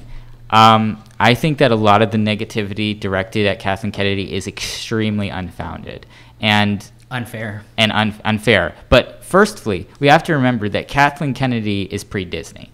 Like, Kathleen Kennedy Yes. ran Lucasfilm before Disney. She ran basically co-chair, I think. Like. She was the co-chair. She was the business manager for Lucasfilm. I mean, she's been involved Yeah. with this since like.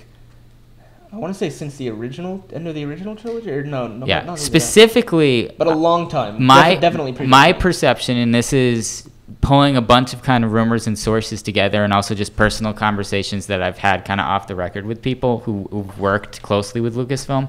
My perception of what happened was George Lucas, after 2005, after the reaction that the prequels got, decided that he didn't want to make any more Star Wars films. But he still wanted to make Star Wars. He still loved Star Wars, but he didn't like how big it was. He didn't like it being the center of pop culture because he felt like it just derived too much negativity because there were so many eyeballs on it.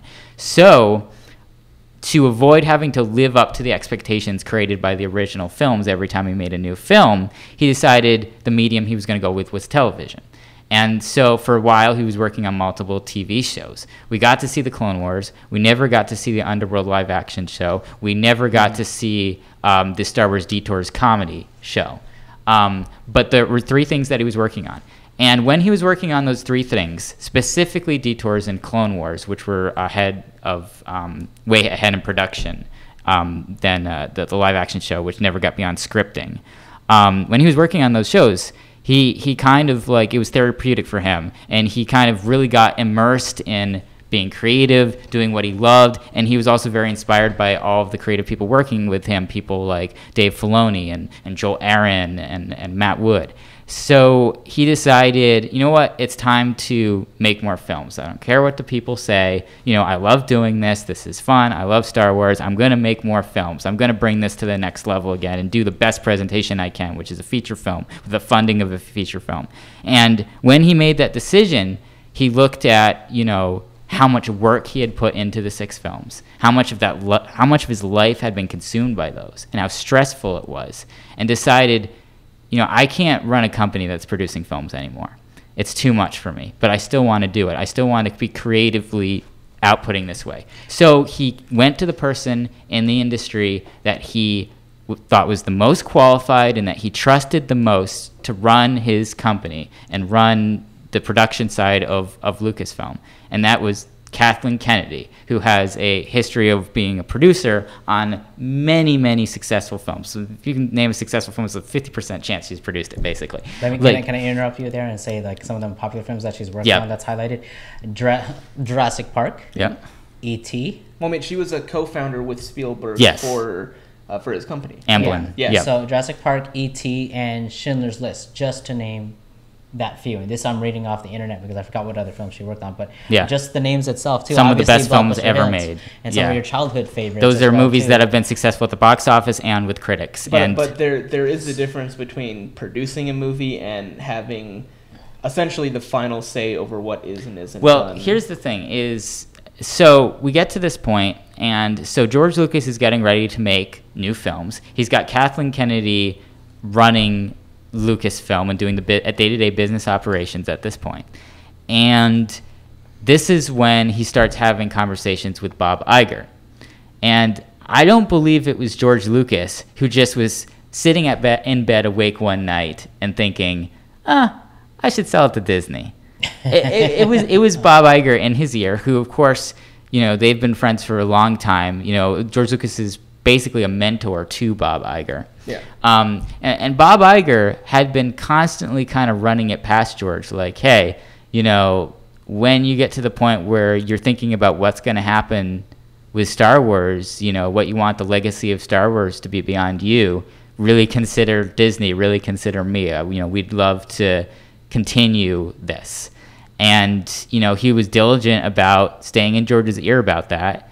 And I don't know exactly how it happened, but between George and Iger and Kathleen Kennedy conversing about the future of the company, it was decided that the best thing to do would be to transition Star Wars from George Lucas to Disney right before the new films were produced, so that the backing of Disney and the financial backing and infrastructure backing could make them the biggest things that they could possibly be. I mean, so I guess the real question would be, do you think it's because it's obviously taking into account everything you said, but do you think it's more Disney or more Kathleen Kennedy who had the larger impact on deciding what direction Star Wars has taken? So I think it was George Lucas who decided we're going to be heavy with films and not TV right away. I think that was George Lucas, because he's the one that wrote story treatments for the films and said these are the first things that we're going to do, and they went with it. So even if somebody okayed that decision, it was still his decision. It just went through to whoever had control afterwards. So that was George Lucas. So the fact that we got episodes 7, 8, and 9 is because of George Lucas, and the fact that they have nothing to do with the expanded universe is because of George Lucas. But does he have final say of the script? No.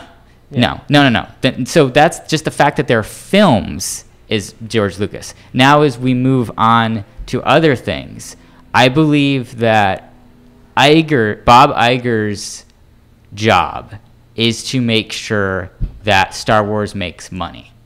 Like, I think that his prime motivation is to make money with Star Wars. He's the CEO. He's the CEO of Disney. Disney is a company that is on the stock market with shareholders, and they need to keep their shares up so they have cash flow to keep operating their business. And he's going to get fired if they don't. And he's not going to make the $500 million that he makes or whatever it is. So do you think Kathleen Kennedy being switched out, do you think that will change what Disney or Star Wars is doing? So George Lucas kind of is the one who pushes the boat off. And Bob Iger is the one, I think, that kind of wants to make sure it gets to the destination of making money.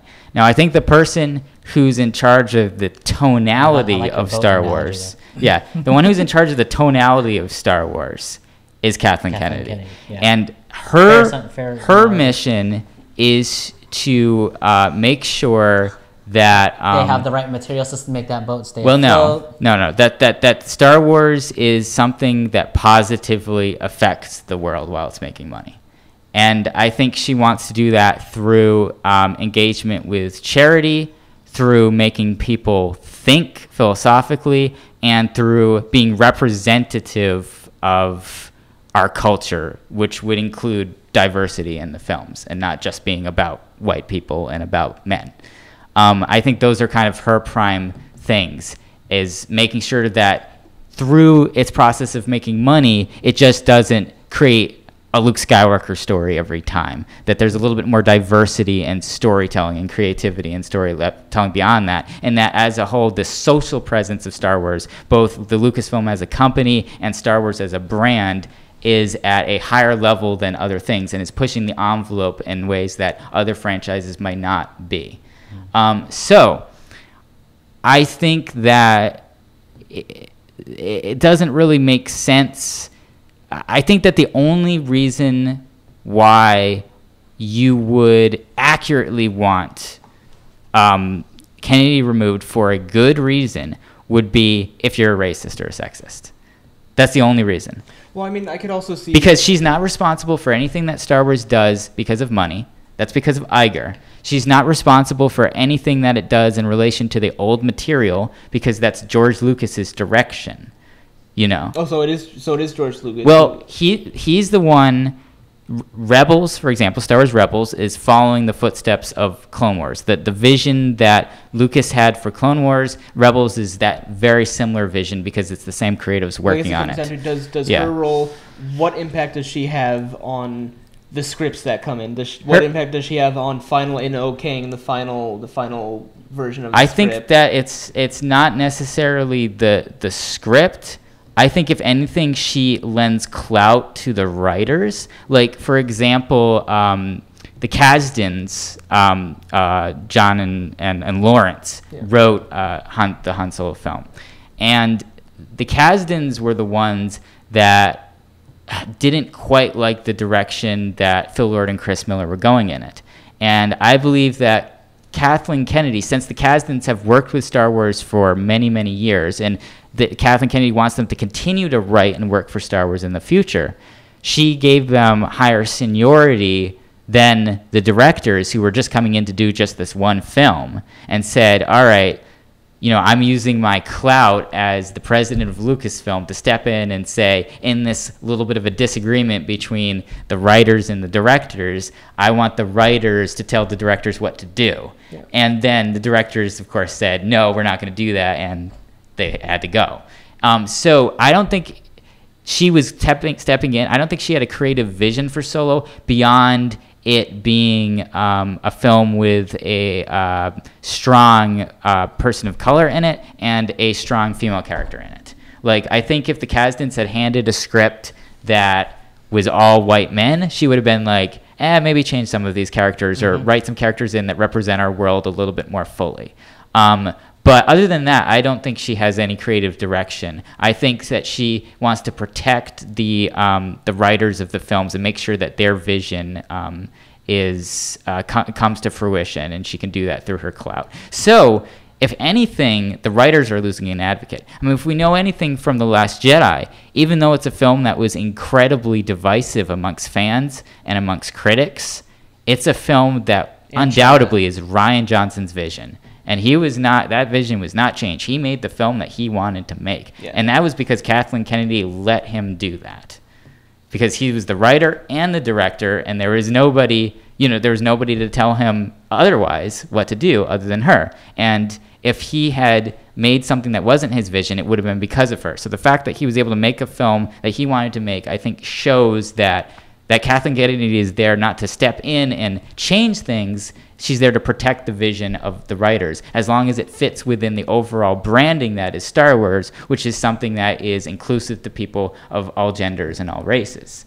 So I think that Kathleen Kennedy being removed would be a terrible thing, because one thing that would happen is, again, you lose the possibility that Star Wars is going to be at the forefront of inclusion. You might take a step back there, or at least not charge ahead as fast. And two, you might be in a situation where Bob Iger might be pushing things more with the writers and the directors and telling them what to do. And they might have money a little bit more on their minds. Mm-hmm. Because, again, I don't think that, as long as these films are making a lot of money, Bob Iger could care less about what the content is in them. But it's...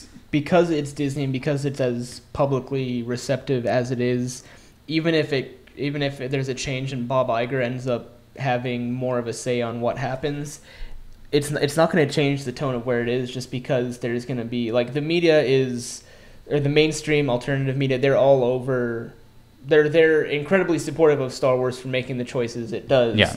So there's no way. I don't think if Kathleen Kennedy's replaced, there's no way that's going to change. Well, we might not get I think Kathleen Kennedy is going to hire a female director faster than anyone else. Well, I mean, would. She also said she was going to do that, and then immediately hired Ron Howard. Well, I think that she's waiting for someone qualified, because here's the thing: is the anti SJW, anti-PC camp. Their argument is the reason why being PC is bad is because it circumvents merit and what's the word I'm looking for? Ability. It circumvents merit and ability. They think that, the reason why The Last Jedi was a terrible movie is because they cast a woman of color in it just so they could have a woman of color in it, and she sucked and her character sucked, and it's because they cast her, and if they had just written a role for a white man, it would have been good. That's their argument. That is their argument. I mean, the main one, I've heard that from a few people who are known for being inflammatory. The majority are people attacking Rian Johnson, though. Well, you can do that too. You can attack Rian Johnson for writing it that way as well. I find. I'm not saying that they're attacking Kennedy or anyone specific. I mean, just they're attacking the movie and Star Wars in general over these reasons. Because that would be is because again, this is still just a rumor about her stepping down, is if they did replace her, is have someone who was, I appreciate trusting the writers, but someone who's a bit, not less trusting, but has a more, just a slight increase, either has a slightly more involved presence in the script, or who will be able to say, okay, we need to hire someone we need to hire someone who will second guess the script. Well, here's the thing. I think that that she is someone who can do that, because look at the Michael Arndt situation. Michael Arndt could not create a good script for The Force Awakens. Well, but I'd also say neither could Ryan Johnson, but he was still handed a trilogy. But I think the difference with Ryan Johnson is Ryan Johnson wanted to make something controversial on purpose. He knew what he was doing, and she let him do it. Well, but I'm not going at it from the controversial angle. I'm going at it from the franchise, the movie series consistency, the plot holes, the characterization, the character creation, character choices, coming out just to the purely internal mechanisms of the writing. It was probably the weakest of any, not weakest of any, but it wasn't as good as many movies are when it comes down to just the writing and character consistency, plot consistency. This is I'm going to, let's see, I'm going to finish the point I was making first, and then I'm going to get back to this because I do have something to say about this, but it's a huge tangent. Mm-hmm. But just to finish the point that I was in the middle of making, so the thing is, I think if Kathleen Kennedy was actually choosing people to be involved with Star Wars just so that there could be inclusivity and was not looking at their merit, we would have had a female director by now. I think the reason why she's holding off is she wants to make sure that the first person who is a female director is 100% qualified and deserves to be that, because she, in the end, wants to push the boundaries but also keep the integrity of the product at the same time. Second director? Yes, she did. For episode 9? Yeah, the episode 9 second unit director, who's going to be shooting some of the just kind of background B-roll type scenes. Yeah. Is a female. Yes. And there's obviously many examples inside the casting crew of inclusivity that's been way higher than previous Star Wars projects and other things like DC, which is great. But so basically I think that that argument against Kathleen Kennedy, that she's going too far with being PC and it's a detriment to the product, is incorrect, because I think that she has had the opportunity to do that and she hasn't. Yeah. Now, as far as the Rian Johnson thing is concerned, I think that The Last Jedi is the worst Star Wars film. I don't like the movie. I don't like it. And I pick it apart and I can't even sit there watching it because I just think, oh, this is so terrible, and I don't want to even finish it. That being said, I don't think that film hurt Star Wars one bit. It made tons of money, it generated tons of discussion and buzz, and, it was a film that, at least amongst the critics, was positively received. It got pretty good reviews from people who saw it in screenings prior to it coming out. So I think that Rian Johnson and Kathleen Kennedy both knew it would be a controversial film. I think that they knew it would divide fandom, and I think they knew that it would divide fandom in a good way, because it would cause people to argue about what Star Wars really is and what Star Wars should be, and conversations that are actually going to lead into constructive, opinions. But I mean, the argument could also be made that it did hurt Star Wars, because just look at the Solo box office. Look at the fact that I don't think those things have anything to do with each other. I don't think they're related. I think that if The Last Jedi was received the same way as The Force Awakens, I think Solo would have had the same box office numbers. I think it would have been better. I don't think. Because a lot of there was a large part of the response, not a large part, but there was a sizable enough response to The Last Jedi that was saying it wasn't a good movie, I'm not going to watch another Star Wars. Obviously, you had people who really loved it and are going to go see Star Wars forever and ever. You had people who enjoyed it. Then you have the other side, people who were just inflammatory. But but there was a sizable enough camp that was saying like, okay, Star Wars is getting tired, it's not doing anything new. Star Wars, that one, it was bad, therefore I'm not going to see the next one.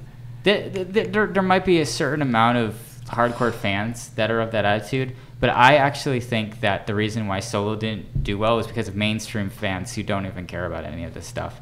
Like, because in general, the people seeing the movie, the vast majority of them are just like how we go and see Hereditary. Like, you know, they don't really care much about the fandom, and they don't have any expectations going in and have very specific things that would bother them or not bother them. The same could be made for Rogue One. Conservative white males is all. But here's the thing: is first of all, Rogue One was released the same weekend that the other two Star Wars films were released, so people were already in this groove of watching films at that time. Also, Rogue One had no competition. No competition. There was no other movies at that time that people could go and watch other than Rogue One. That was it. So I think that the some of the actual reasons why Solo didn't do well is, one, because it was at a different time of year where people aren't used to watching Star Wars films right now.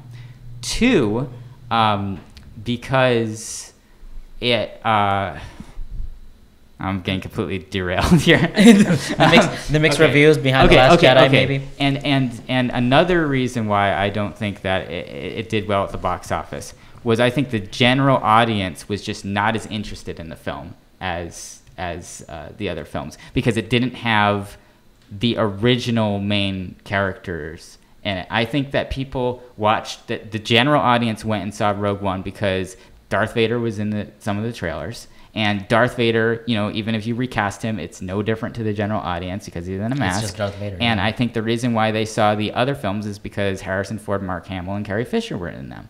And that's what the general audience cares about. I think that Han Solo is viewed as a reboot, even though it's not rebooting the story. It's a reboot of that character because you're giving it, you know, a new actor, just like, you know, Chris Pine replaces William Shatner in Star Trek. Yeah.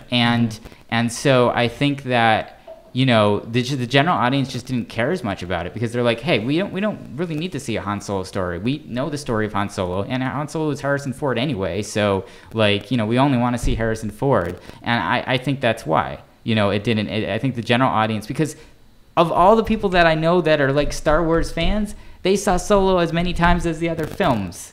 People are just seeing it multiple times, you know, dozens probably by the time that it's over, you know, just like before. And the reaction inside the fan community, all the people I'm connected with because we both like Star Wars, you know, it's no more negative than previous examples. And again, like, there might be a few people who didn't see it because they really, really didn't like Last Jedi, but like, that's like 1%. I feel that's like, you might notice a few people, but there's hundreds of other people that are stacked up against them. So that's what I think happened. I don't think it was this rejection of The Last Jedi or this rejection of the three previous films and then, oh, we're just not going to go see Solo. I mean, Solo also did terrible in China. That has nothing to do with any of this. Wait, but The Last Jedi also did terrible in China. Right, they've all done terrible in China, but Solo's done even worse in China, I think. I think it's in the worst of all the four, if I remember correctly, but perhaps I'm wrong with that. No, so just in general, Solo's been the worst Star Wars movie by the numbers. I don't think Solo's a referendum on either on the quality of the previous films, because again, also with the general audience, I think that the general audience loved Last Jedi. I think that the people that didn't like Last Jedi are people who are really hardcore Star Wars fans who just didn't like some of the creative choices in the film. Like, but if the general audience really liked the last Star Wars, why didn't more of the general audience go see another Star Wars movie? The films had nothing to do with each other. But it was still marketed as the Star Wars movie. Yes, though. But it's like, for example, like, I love the Avengers. I thought the Avengers was a great movie. I love Guardians of the Galaxy. Did I go and see Ant-Man? No. Have I seen Ant-Man? No. The only reason I might see Ant-Man is because there's a little bit of a lull with superhero films in the middle of this year, and I want to see the sequel, so I'll probably go back and watch the original. But just because it's Marvel, I'm not going to go see it. You know, it's because I'm being forced to because there's a sequel and they're starting to tie it more in. Like, I think that just the Star Wars label isn't the reason why people are watching these films. I think that if they slapped in it, because Think about that. If that was true, Star Wars Rebels would be the most popular show on TV. Forces of Destiny would be killing YouTube right now. The majority of the movie numbers comes from adults, and most adults don't watch as much. Yeah, And we could probably talk about this for another 5 hours and still not repeat any talking points. I guess just the final thing that I have to say, I'm just going to put bullet points and all of the things that have come on here to debate and discuss and stamp my opinion on is the Kelly Marie Tran thing is absolutely horrendous, and we need to come up with an organized plan to fight the organized terrorism that is creating this cancerous malignance within fandom. I think that all the negativity directed at Kathleen Kennedy is completely unfounded. I think these rumors are BS, and I think that it would be a terrible thing if she were to leave Lucasfilm, and I think that she's done nothing but positive things and will continue to do nothing but positive good things. And I feel like Episode 9 is going to be a pretty successful movie. It's going to make a lot of money. And I think there's going to be a lot of very successful, both critically and financially, Star Wars movies that are going to be coming out. And Han Solo was just a perfect storm of a few negative factors that are unrelated to the quality of Star Wars and the quality of that film. Well, there you go. There you have it. Very vocalized, very vocal about and personally, I still think Solo was the best of the Star Wars. Han Solo is my favorite new Star Wars film. I loved the film. I thought it was great. I've seen it 5 times. Overall, I think it's the most rewatchable of the new films, and I actually do think that it's middle upper pack amongst all Star Wars films. And then we also said something about E3, Ron, in one line. Can you tell us a thing about Star Wars game? I just heard about a new announcement of a new game. That's okay. So Respawn Entertainment is making a Star Wars game. It's going to come out in the summer of next year, and it's going to be set in the dark times between Episode 3 and 4. And you're going to be playing a Jedi, and you're going to be hunted down by the Empire, and it's going to be awesome. And that's the way the news goes. So this was definitely a episode that could have gone on much much longer, but for the sake of our sanity and yours, we're gonna end it here. Don't worry, me and Chris are still gonna be here and keep talking, but I think in the upcoming Geek Radio episode, which should be starting in a couple minutes, it's gonna be much less heated, and I think we're both gonna agree almost wholeheartedly on what we're talking about. Yes. Yeah. So if you wanna, it's not gonna be as entertaining. We're sorry.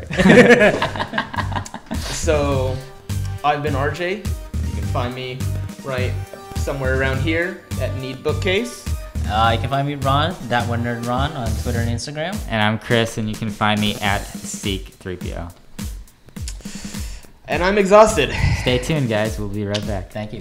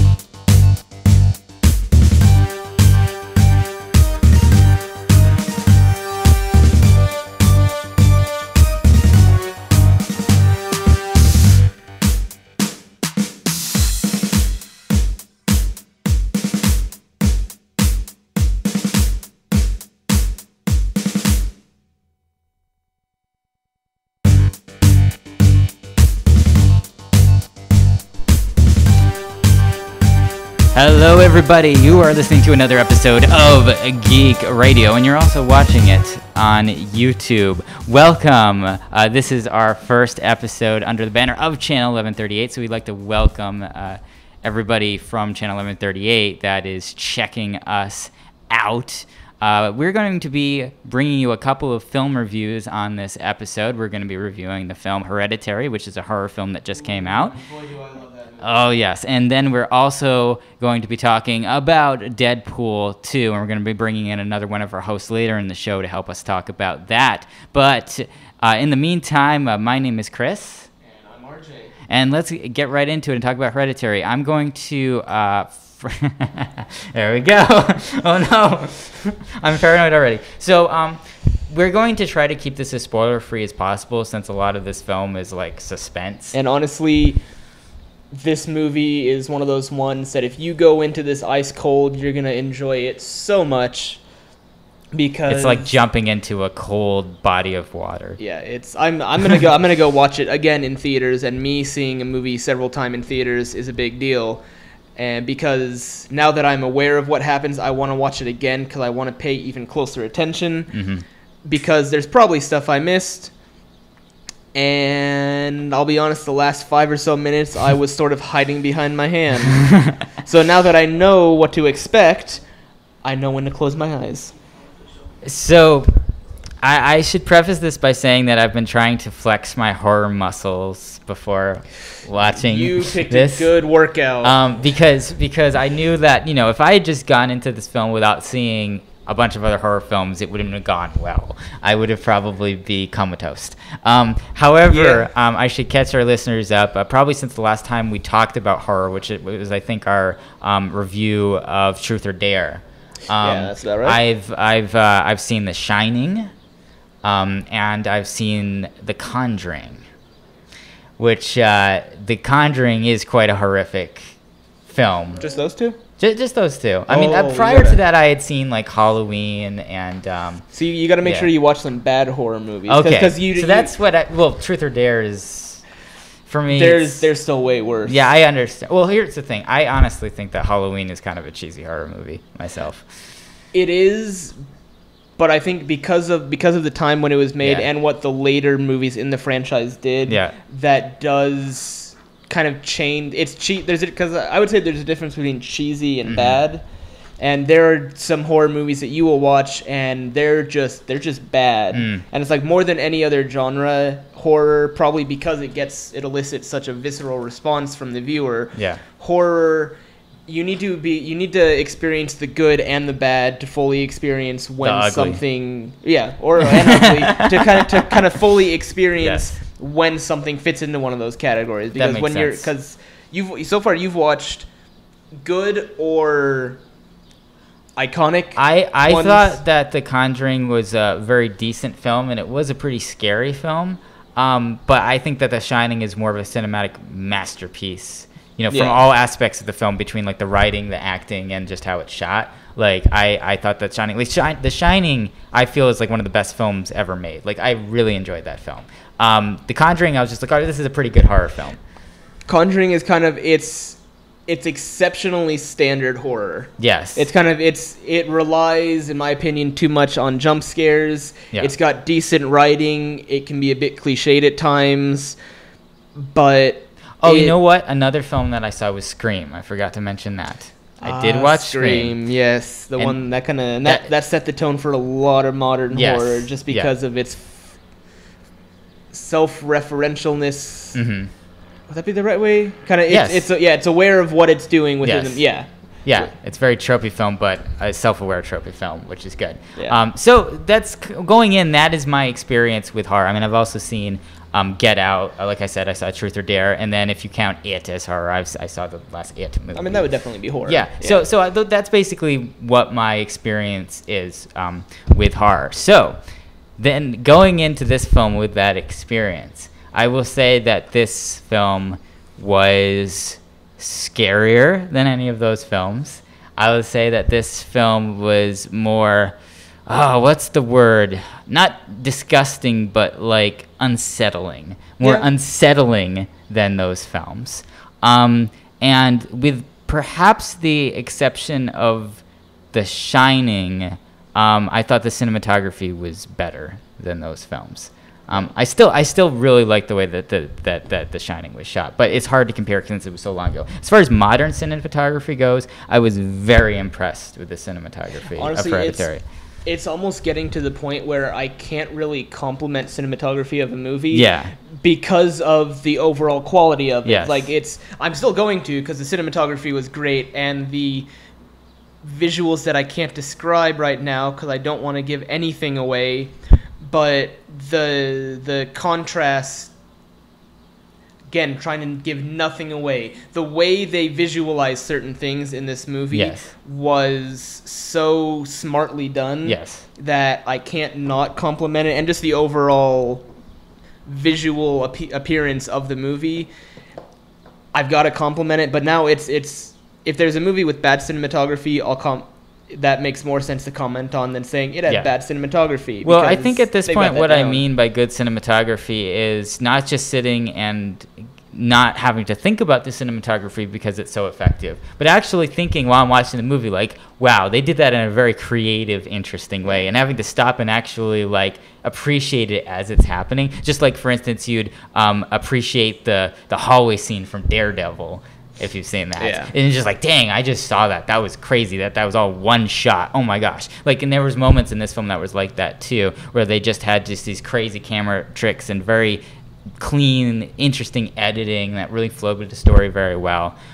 Plus, just some very difficult things that they did. Like, I mean, it's not a spoiler to say because it was in the trailer. You know, there's these kind of like dollhouse miniature things in this film, and they sometimes will kind of zoom into one and then it becomes an actual room and you don't see the cut. Very, very realistic. Yes. Yeah. Because, it's not giving anything away. The mother is an artist who creates miniaturized versions of people and structures and scenes from real life. Yeah. So, like you're saying, they blend the two together so seamlessly, sometimes it's hard to tell. And then they also shoot sometimes some of the scenes that are in the real house, they shoot it as if it's shooting a miniature house. Yeah. Like, a lot of times the camera is just behind one of the walls, and then it will start moving on like a slider. Dolly? A dolly, kind of sideways. Almost like it's panning outside like a house with no fourth wall. Yeah. It's like you felt a lot of times like there was no fourth wall, but not in the sense that the fourth wall is being broken like Deadpool style,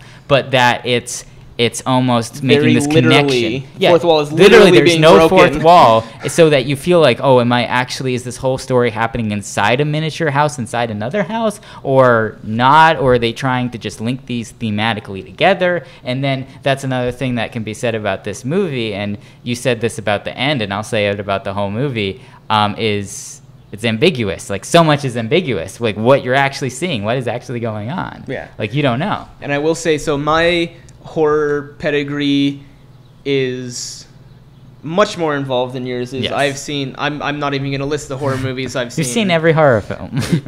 More or less. Yeah. And so I'm going to say easily the best horror movie of the year, because I mean it's only been half a year. Best horror movie of the decade. Easily one of the top 5 horror movies ever. I'd say it's my favorite horror movie ever. Wow. And I'm also saying best picture, best lead actress. Wow, you are all in on this. This is a life-changing experience that you just had. Well, and let me just, because I said best lead actress, let me just find the name. Tony. Was it Tony or? I was doing the same thing this morning, trying to remember it, and I feel bad. Tori Collette. That's what her name is. And Tori Collette, interestingly, I actually am aware of some of her work. She starred in the TV show United States of Terror, which was about a woman with dissociative identity disorder. Yeah. She's also in The Sixth Sense. Sixth Sense? Yeah. Which also is a film that I have seen. I forgot to mention that as well. Yeah. I did recently watch The Sixth Sense as well, and I did enjoy it. I didn't enjoy it as much as The Shining, but it's pretty up there. And part of the reason I'm hopeful she will be nominated and want her to win is because I forgot the winner of Best Lead Actress for last year was from 3 Billboards Outside Correct. Something Missouri. Branson, Missouri. No, not Branson. One of the Missouri 3 billboards. towns. And Annie in this movie, Tori Collette's character, the mother, fills kind of the same role. She's unlikable. You can sympathize with her, but she's not a likable character. But just not being able to give examples. But she fills kind of the same role as... She's a flawed character, you could say. Yeah. As like she feels like that same role that was filled by the lead actress, whose name I can't remember, from 3 Billboards. Filled was an unlikable character, but was understandable. You understood why what was happening, and why she was acting the way she did. Or any flaws she had, it was like, some people have flaws, and they were portrayed and explained realistically. They weren't over the top. They were portrayed in such a way that it was like, I can see people having these flaws. They're flaws that some people just have. Not everybody's likable. You don't need to have everybody in a film likable or a sympathetic hero. But if you can understand why they act the way they do, that's the sign of a good character. And you could understand exactly why she was the way she was. Yeah, I feel like this movie was very much about like the dark side of humanity. Like it was about all the things that we're afraid of, all the things that we're afraid that we might be, like things like that. It was very much, and honestly, I think that's the reason why I, don't give this movie an A+ but an A, is I feel like it was a distortion of actual reality a little bit too much. Like, I feel like there wasn't enough relatability and likability in the movie because it was very much a display of the dark side of things. And for example, like, I feel like films like, The Shining still have more like tender, human, relatable moments in them that ground you in our reality here. And then when the horror happens, it hits harder because you feel safe. In this film, you're not meant to feel safe at any point. And so it's still a very good film because they did a good job of making you unsettled from the first second to the last second, literally. That's an amazing achievement. And they did it without being cheesy and without you losing you don't have this suspension of disbelief. Also, no jump scares. Oh my. Yes. This is the most frightened I've been in any horror movie, including, when he wakes up in the bed. And basically everything from that moment on, and just so many other moments, and the fact that there were no jump scares there were no jump scares in the entire movie. Not really. I mean, there were, again, the thing there were startling things. Yes. But there was nothing. Because, cinematically, it's like you have to introduce things into the frame, and they're going to be startling. But there was none of like the bam with the pure intent of that. It was just natural movement of the camera, naturally following a person's eye movement that revealed these things that were terrifying. Yes, and that's an incredible achievement. So still an A for me. Still a great film. As far as like the relatability, it's like he was definitely brusquer. But the father, like he was kind of like that because just given his age, it was just like I think it was supposed to come off of. Cause both the parents were relatively older than what you typically see the parents' age in the movies. So it's like the father he did come off brusquer, but he did definitely have a caring side to him. Well, he's obviously the straight man in the film. He's the one that's the skeptic in the film. Yeah. And that's a good role to have. Yeah. And that's great too. It's just that, again, there was just that one little element that I didn't feel had it to make it a perfect film for me. Well, I was going to say, and also the son was, especially, and because I understand where you're coming from, just because like with The Shining, because it gets to the point where it becomes. How did you say? You said this movie's too. This movie, it's unsettling from the beginning to the end. So it's like The Shining. You have time to kind of get used to kind of relaxing into it. Yes. But with this one, it does start very quickly, which I don't fault them for.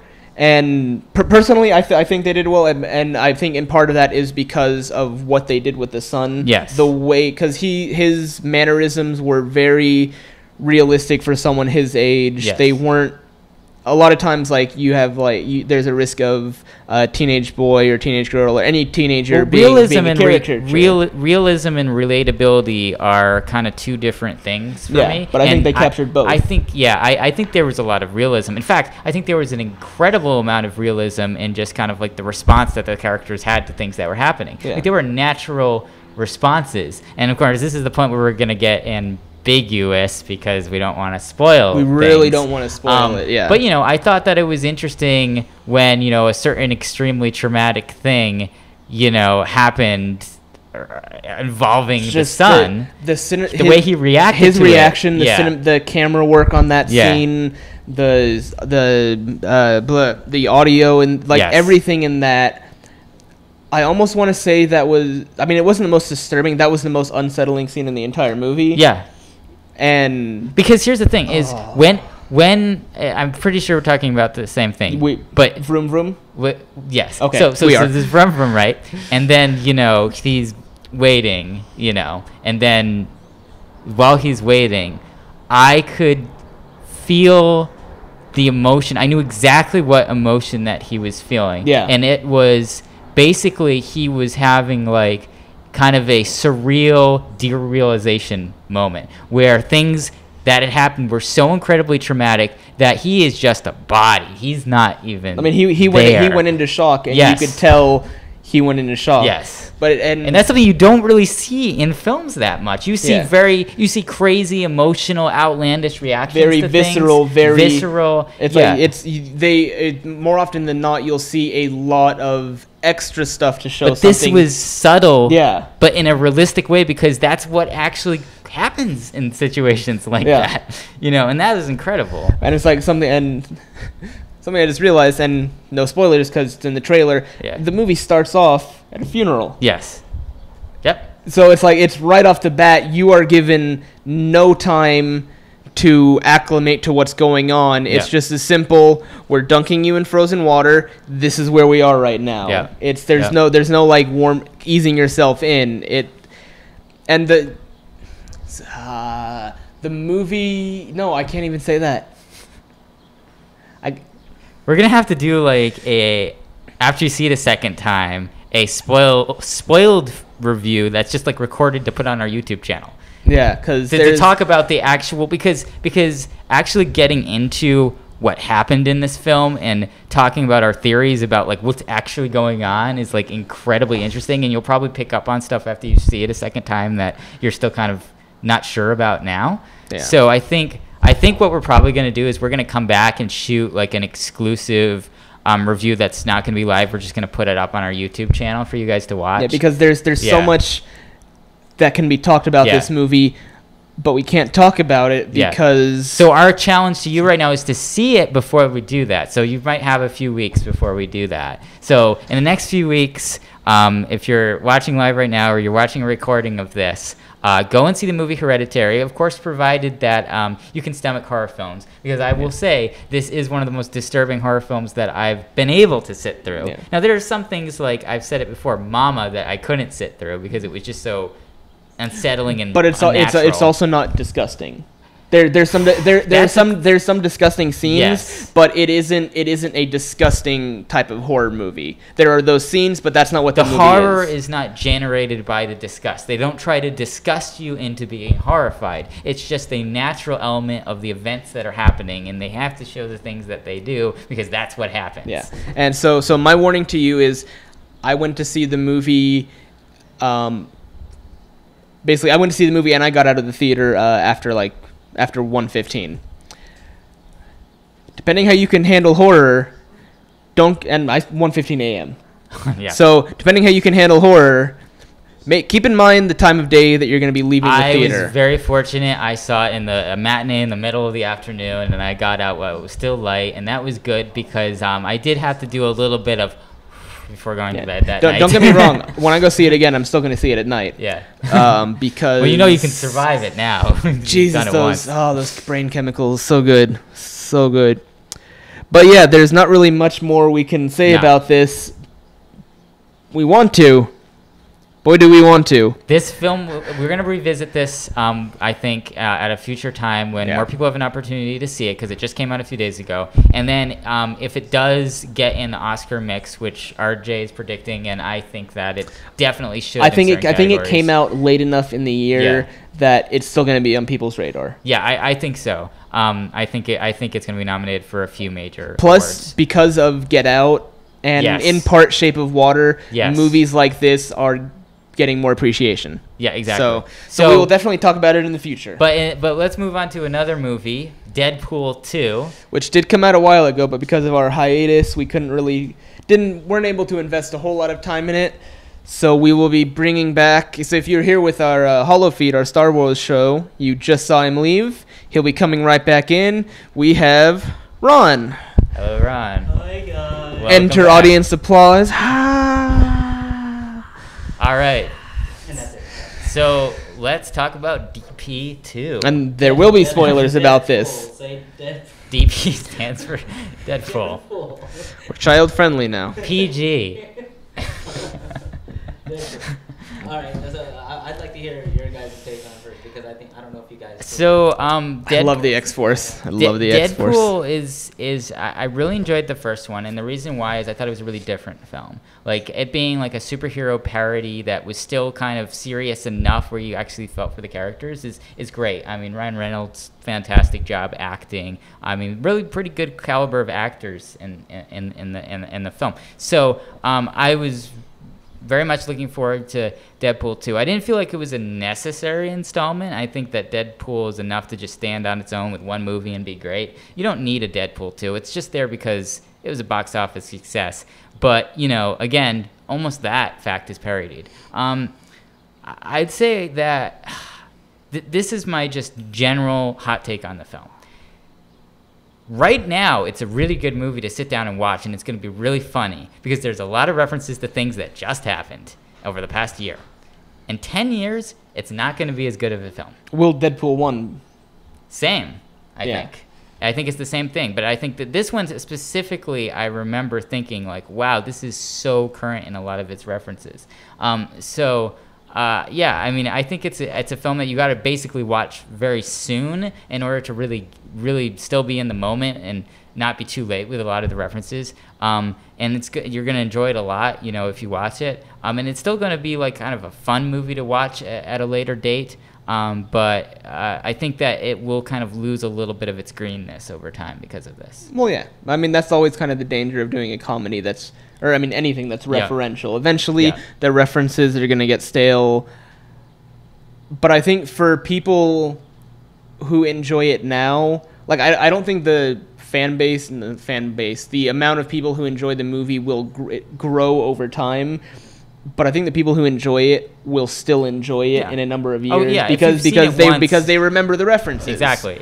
And this is the time that we get to actually enjoy that movie speaking upon, because you're bringing in the generational factor, and depending on how it goes. Like when you watch Deadpool, yes, it's relevant to its time because you're going to bring in all the pop culture, the current pop culture references that are in right now, and 10 years from now, we will understand, like, yeah, I remember that happening. Oh my gosh, ha ha ha, that's so funny. And that's what I love about Deadpool, is I think if we do have any future installments of Deadpool, which I'm sure there's going to be, because there's got to be. This film did really well financially, I believe. Ryan Reynolds is not going to lose the character. He is the epitome of Deadpool. Yes. As a live action representation. Oh yes. There'd be riots if he was recast. Yeah, that would not be right. He does well in terms of bringing in all the pop culture jokes. I mean, he could probably write the film himself. Yeah. Wasn't he credited as a writer? He was credited as a writer, and I think he could definitely stand the test of time. Now, as far as the movie as a whole concerned, I love the jokes. I loved absolutely the knocks on different aspects of any culture for that matter. I love that he not only broke fourth wall in terms of the conversation as he's known for, but he also crossed franchises. Yes. With a little knock or a little touch on Josh Brolin, his character. Yes. Yes. And I thought that was hilarious. We saw that obviously in the second trailer for Deadpool.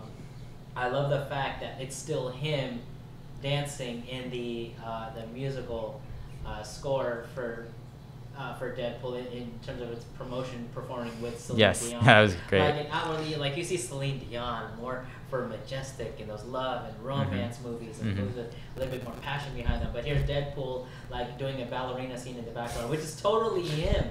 It fits. It fits talking smack towards Celine Dion, and it's kind of ironic too that you have two Canadians that are just in the same video as well. So overall, the video, the jokes were on point, the action was on point. One of the things that I can't understand is like when people are judging Deadpool 1 in comparison to Deadpool 2, and you didn't like Deadpool 1 because of how gory and how action was, you weren't entertained at all. What do you expect from Deadpool 2? It's like you're gonna walk into the same exact thing. And I honestly don't feel like this one was as gory as the first one. No, it wasn't. The first one was a little bit more gory, except probably the one part where there's that one part. Yeah, just that one part. Yeah. That was pretty like, oh wow, Yeah. But that's the whole part of it, is you're enjoying Deadpool because if you're going into the movies expecting Deadpool to be a little bit more PG, you're absolutely wrong. Walk out. The whole point of Deadpool is adult humor inside the superhero genre. That's the point of Deadpool. I mean, it literally opens with Logan impaled on a tree branch. Yes. That very DP2. It's setting the tone. It's referential and violent. That's what this movie is. And this is exactly how it is in the comic books too. It's an exact parallel of his character. Obviously the stories aren't adapted from the comic books. It's its own story in the movies anyway. So for someone to argue that Deadpool 2 wasn't as great after you saw it the first time, like, I have a problem with that in itself. It's a great film. It's enjoyable. I want to go out and buy the Blu-ray. I want to see like behind the scenes outtakes. I want to see how they involved that. I love that they tied in other franchises. That's what it's all about. And I just love the only thing I just don't like about Deadpool is the overwhelming amount of merchandise that there is in terms of Deadpool. I didn't think that there was that much Deadpool merch out there, but over on top of everything else, it is being way too drowned out by Deadpool. Yeah, I go to watch Solo, and I'm like, I want to get all my Star Wars merchandise, and it's just Deadpool heads everywhere at the theater. Exactly, it's like Deadpool tacos, chimichangas. Yeah, that's all. Deadpool's a thing that, like, for instance, like before the Deadpool movie was even announced, I knew who Deadpool was, and I don't really read superhero comic books. Yeah, and I still knew. Yeah. You got an idea of what he was, so you went in with some expectations. Yes. Even me, like, I'm a comic book reader. I'm not. I don't go far back in the history of comic books because I'm still relatively new, but I do have an understanding already of who Deadpool was. Yeah. Even before reading his comics, I knew that he was vulgar, he was violent, he was. Come on, you have a guy who's costumed in a mask and he's carrying grenades, a shotgun, he's and wearing swords leather on his shoulder, and so there's so many inferences that you could make about his character, what he's about. Smart aleck equippy, and he's like Spider-Man times 10 on an R-rated level. Like, that's what or even X-rated level, which X Deadpool X-rated. X gonna give it to you. And that's basically what he's all about. So going into this film, and were you expecting Disney princesses to be in there? No, you would expect Disney, if there were, you would expect Disney princesses to have their heads cut off, and possibly Deadpool putting on one of their costumes after he cut their head off. So that's the type of thing that we would probably see him do if, the Fox Disney deal goes down. And personally, I like Deadpool 2 just as much as I like the first one. It's like you're saying, Deadpool 1, when it came out, it was fresh and it was new. So in that aspect, Deadpool 1 is better because it's doing something that's brand new. But with the sequel, I don't think it didn't rely enough. It didn't rely too much on the first one and saying, remember how this was funny in the first movie? No. Or we're doing it again because it's funny. It's like, I thought the story was a bit much for Deadpool 2, so I like that. No. Yeah, I thought the story was a bit much.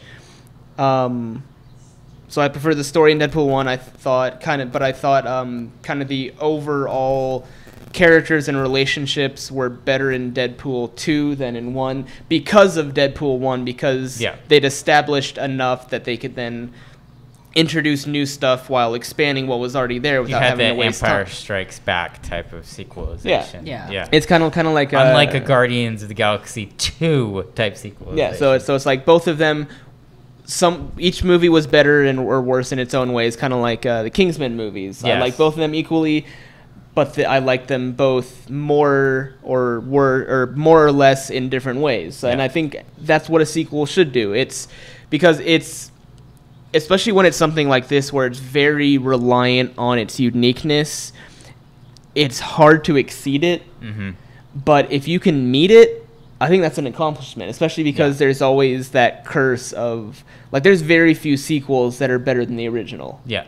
So the fact Empire that Strikes Back is one of the few. Yeah. Is it Godfather 2, I think? Toy Story 2, maybe.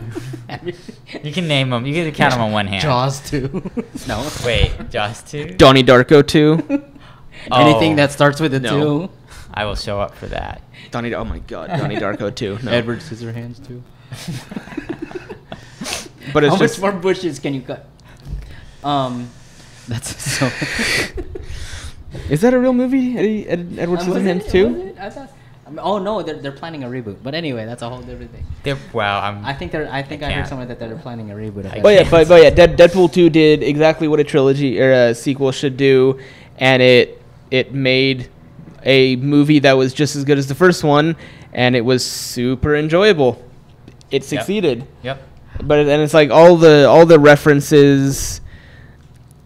We have one of our producers in the background who was saying Domino is also a favorite character, and deserves their own movie. Domino was actually an excellent character. Yeah, Domino was really good. I like pizza too.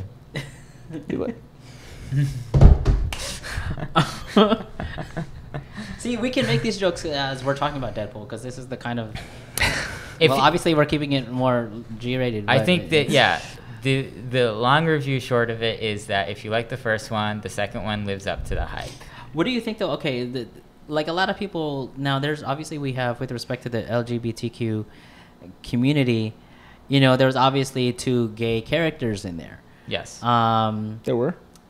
Oh, right. Yeah. So, the main actress, Brianna Hildebrand as Negasonic, and then I forgot the name of the other character.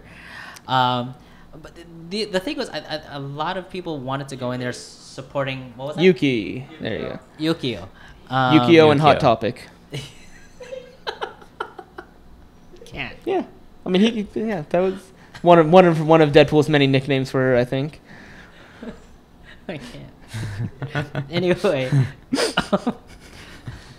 I think the only thing is I was really actually anticipating a lot more from Brianna's character, more action possibly, because she definitely brought it in the first one. She was definitely like the one on the side, even though she didn't speak much or act that much. It was like enough. Although I would love to see more, it was enough to actually establish a character that was just very apathetic to this whole thing. Like, I'm a superhero, sure, I'll just go ahead and do my job, knock somebody out, and that's that.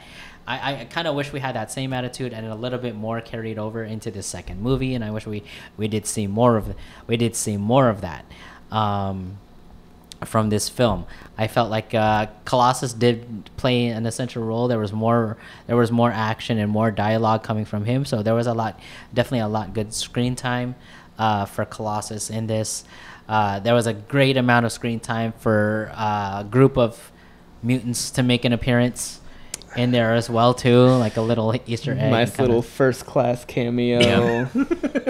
In fact, it was all the real cast, right? Yeah. Yeah. I believe it was the original yeah, cast that made it. So now we get the answer from the first movie about, like, we didn't have enough money to include all the X-Men. So now they did for a short second. I guess they're using the layover money from whatever Fox has made from the first film. Well, no, they had a huge increase on they had a huge budgetary. That's why a lot of people were going into this kind of worried, like, the first one was so good, because they had to keep things low budget, so they couldn't go too over the top, and a lot of people were kind of worried that because they had this budget, are they going to kind of go over the top and make it too superhero-y? Because Deadpool definitely isn't a superhero-y movie. Yeah, but again, that final kind of sequence of the first Deadpool is very superhero-y. Well, yeah, but they were worried like the whole movie would be like that. The whole movie would be like the Justice League movie. Yeah.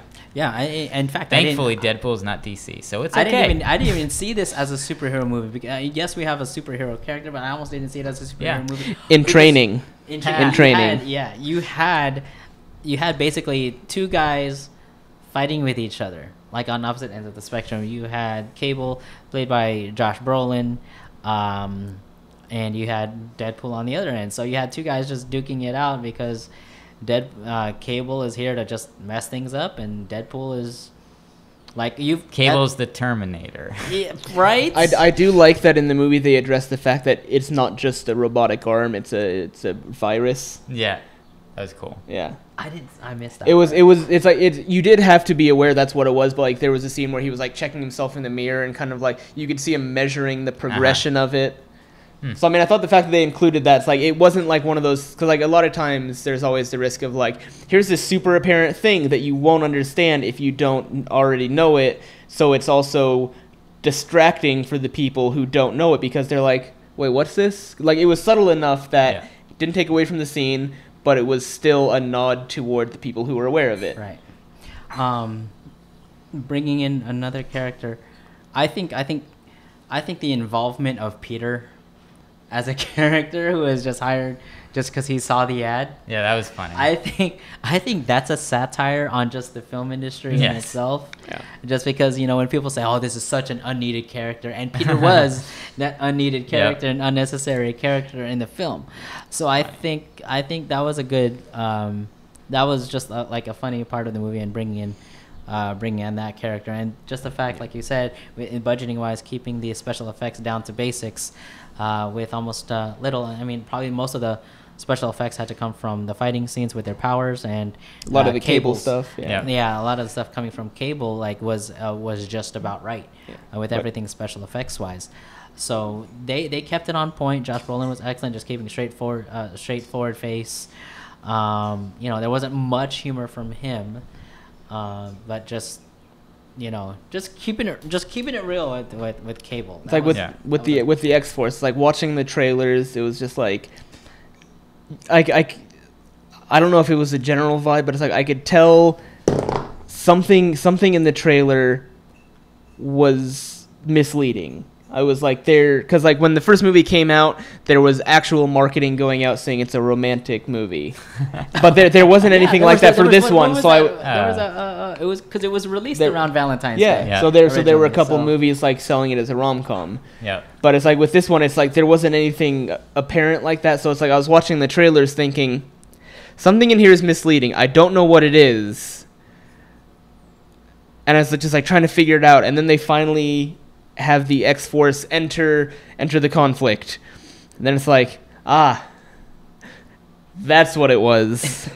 As Terry Crews crashes into a bus, the Invisible Man, Brad Pitt is electrocuted to death. The actual alien is ground up by helicopter blades. The man who spits acid is caught in a wood chipper.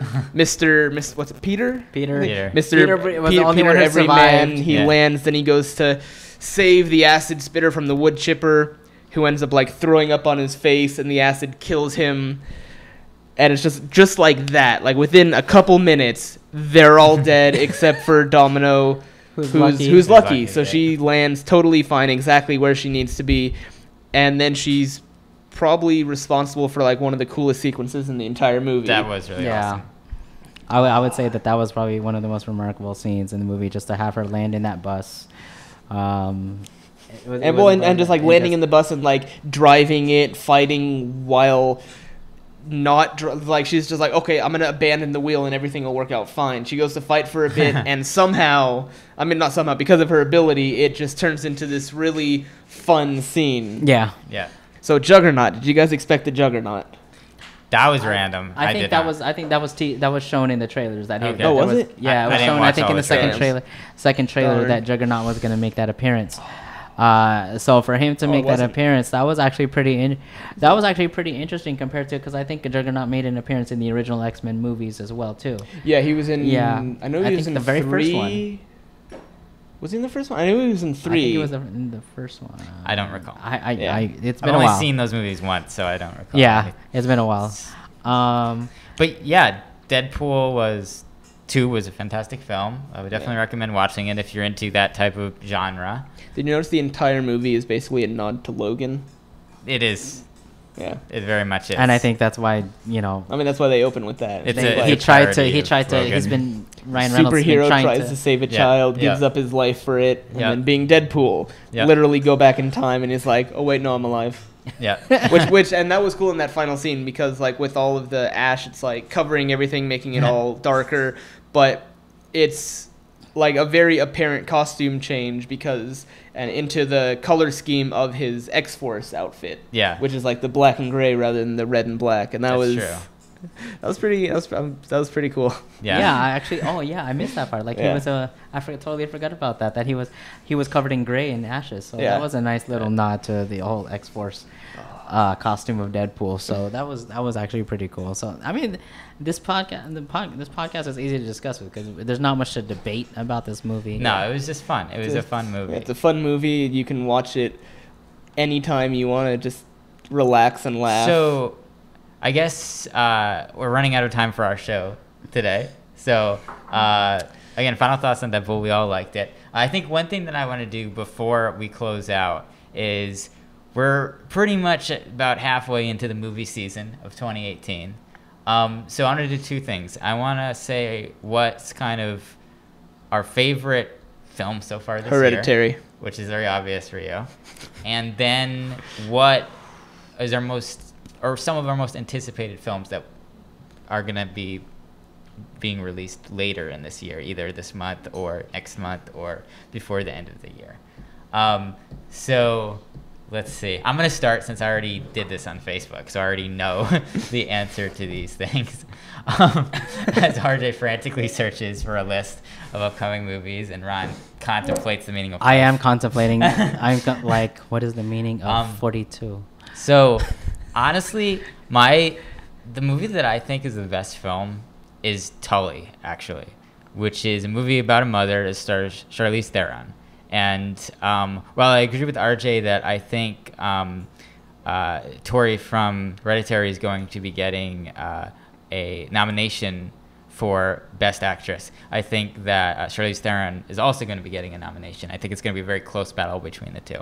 So I really enjoyed Tully. I thought it was an incredibly realistic movie, and it had a really interesting twist to it that kind of made it more than you expected it to be.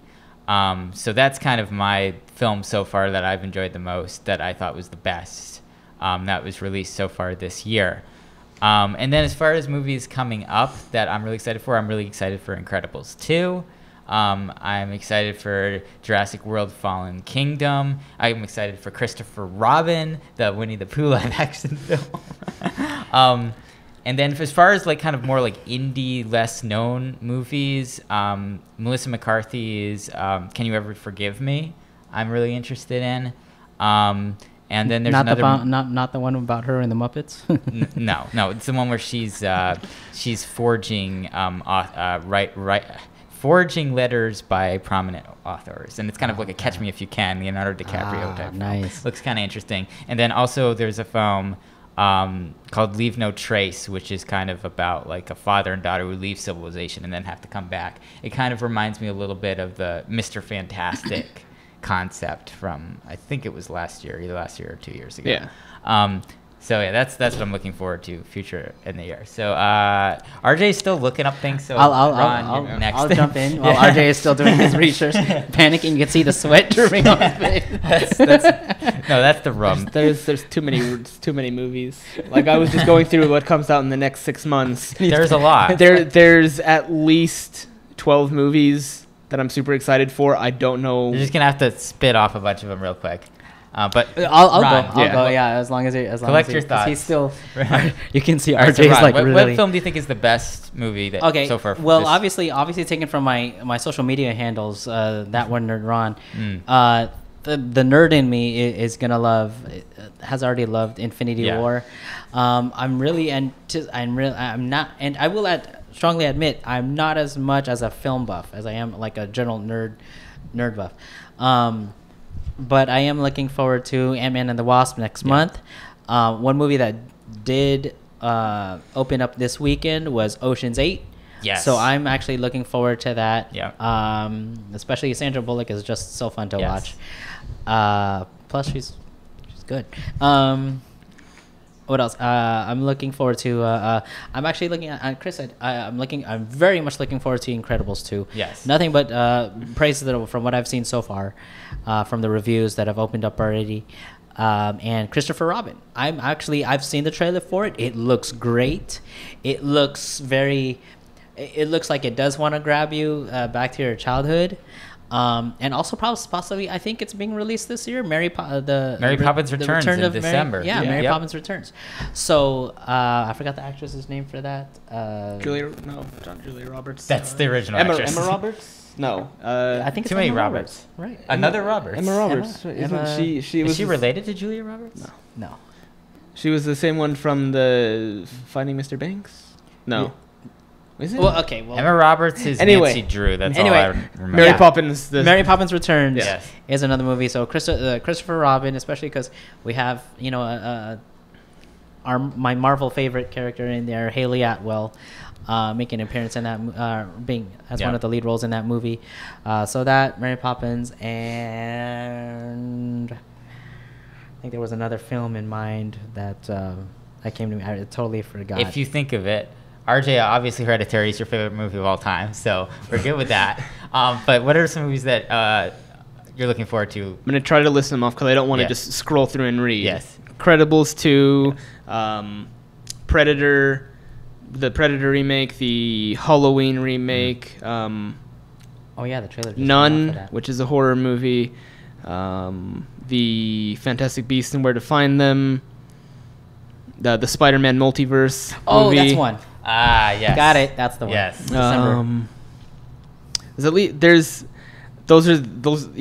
There's too many movies for me to say. The last year and this year has, I think movies are like making, because for a while movies have been kind of lukewarm. Yes. But I think the movie industry is kind of coming back with a new life.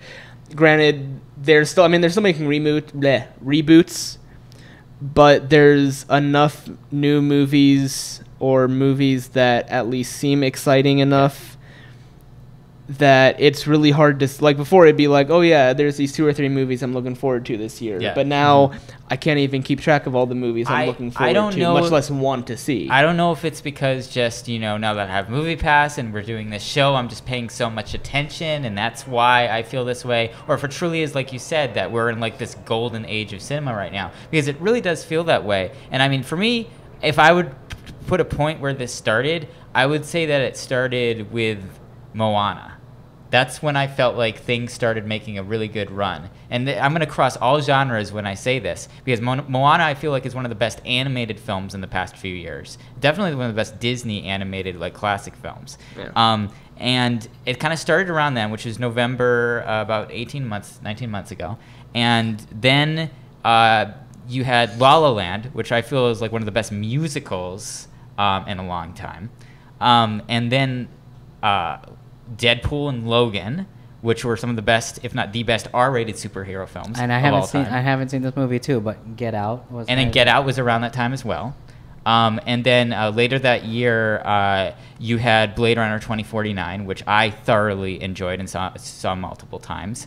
And then also in that time space, Rogue One came out too, which I was really into. Same time Moana? Really? No, Rogue One came out right after Moana, I believe, if I remember correctly. Because I'm not going to last December, but the December before that. Okay. 18 months ago. So Rogue One is included in that space of the last few years. Shape of Water. Shape of Water as we get towards the end of last year. And then we move into this year, and we've got, Infinity War and Deadpool 2, Hereditary. And all the current movies that we've been having so far. The Black Widow. Red Sparrow. Yeah, Red Sparrow. Black Widow. Yeah, so it's there's so many good movies that I can't think of like, okay, what's been a good movie? Because it's like it's harder to isolate things when there's so many like things, because it's just like it's such a big pool. I've seen 22 films this year so far, and the worst film that I've seen was Truth or Dare, and that's not even a bad film. It's just a schlocky film. That's just the film that I have to rank last, because there's 21 films that I like better than that. Yeah. You know, so that says something about kind of the state of cinema right now. There's a lot of diversity, because we've got stuff in the horror genre, we've got stuff in the musical genre, the animated genre, the superhero genre, some of the best superhero films of all time. You can make an argument that the 3 or 4 best superhero films of all time came out in the last 2 years. Yeah, that's amazing. Yeah, and it's like prior to that, I always had just a glut. Yeah, just I always had a lot of the free movie passes just from like birthdays and just because easy gifts, and my family and friends know I like movies. So it's like there weren't many movies I wanted to use it on, which is then and it's like that's why I'm saying. I mean, you're saying because obviously different tastes in movies, but it's like that's why I can say like I didn't use those passes. Like, I didn't go through them quickly just because there weren't a lot of good movies, or what I thought were good movies, but now it's like I've gotten Movie Pass so that I can go see a lot of movies, because there's just so many movies that I want to see. I am actually worried that I am going to start falling behind, even though it doesn't cost me anything to watch movies. Because right now I'm thinking of all the films that I just want to go out and see, like if I could see a film tomorrow, and like there's still this kind of long list of things. Like I really want to see the Mr. Rogers documentary, Won't You Be My Neighbor? That has 99% on Rotten Tomatoes right now. I'm really excited for that. I know it's getting more mixed reviews, but Hotel Artemis, I'm probably going to go see that. Oh, I'm actually excited to go see Ron, that. I really want to see Ocean's 8 as well. I want to go back and see Book Club. It came out a little bit ago, but I think it looks like a funny comedy movie. I want to see that. Because it's like, just thinking back to like the last like month, 2 months, it's like there's been... The only two that are coming to mind right now are The Greatest Showman and Love, Simon. Yes. But there's just like all these movies where it's just like, okay, I gotta go watch these movies. Okay, I've watched these movies. What's next on the list? Cool, I'll go see that. Cool, what's next on the list? That's already out of theaters. Oh. Yep. Dang. And... which is sad, because I don't have an infinite time to watch movies. A movie that I almost missed in theaters was on Chesil Beach, because it came out a few months. It came out about a month ago, and it's a BBC film, so it's not in a lot of theaters. It stars Saoirse Ronan, who was in Lady Bird. Yeah. It's my second favorite film of this year so far, and it makes you kind of think that it's one thing when you look at the trailers, but it actually ends up being something else, and it's really interesting. And I'm not going to say anything more, but I definitely recommend that if you're like more of a film nerd and more into films that are pushing the boundaries of social commentary. It's a must-watch film. Yeah, for me, it's been hard to catch up with like a lot of movies and still a lot of the Netflix shows. Obviously, I'm gonna stick to the. I've given up watching TV because of movies. Super behind on Netflix. I don't even watch TV when I say anymore. TV, there's only probably one show that I watch on TV, which is obviously I've talked about it before, Agents of S.H.I.E.L.D. Wink, wink, hint, hint. Catch up on that now, people. Yeah, wink, wink, hint, hint. Why are you suggesting they watch Agents of S.H.I.E.L.D. as if there's a reason, a very important reason they should watch the show? Yeah, I'm just discussing it now. Watch Agents of S.H.I.E.L.D. Especially season 5.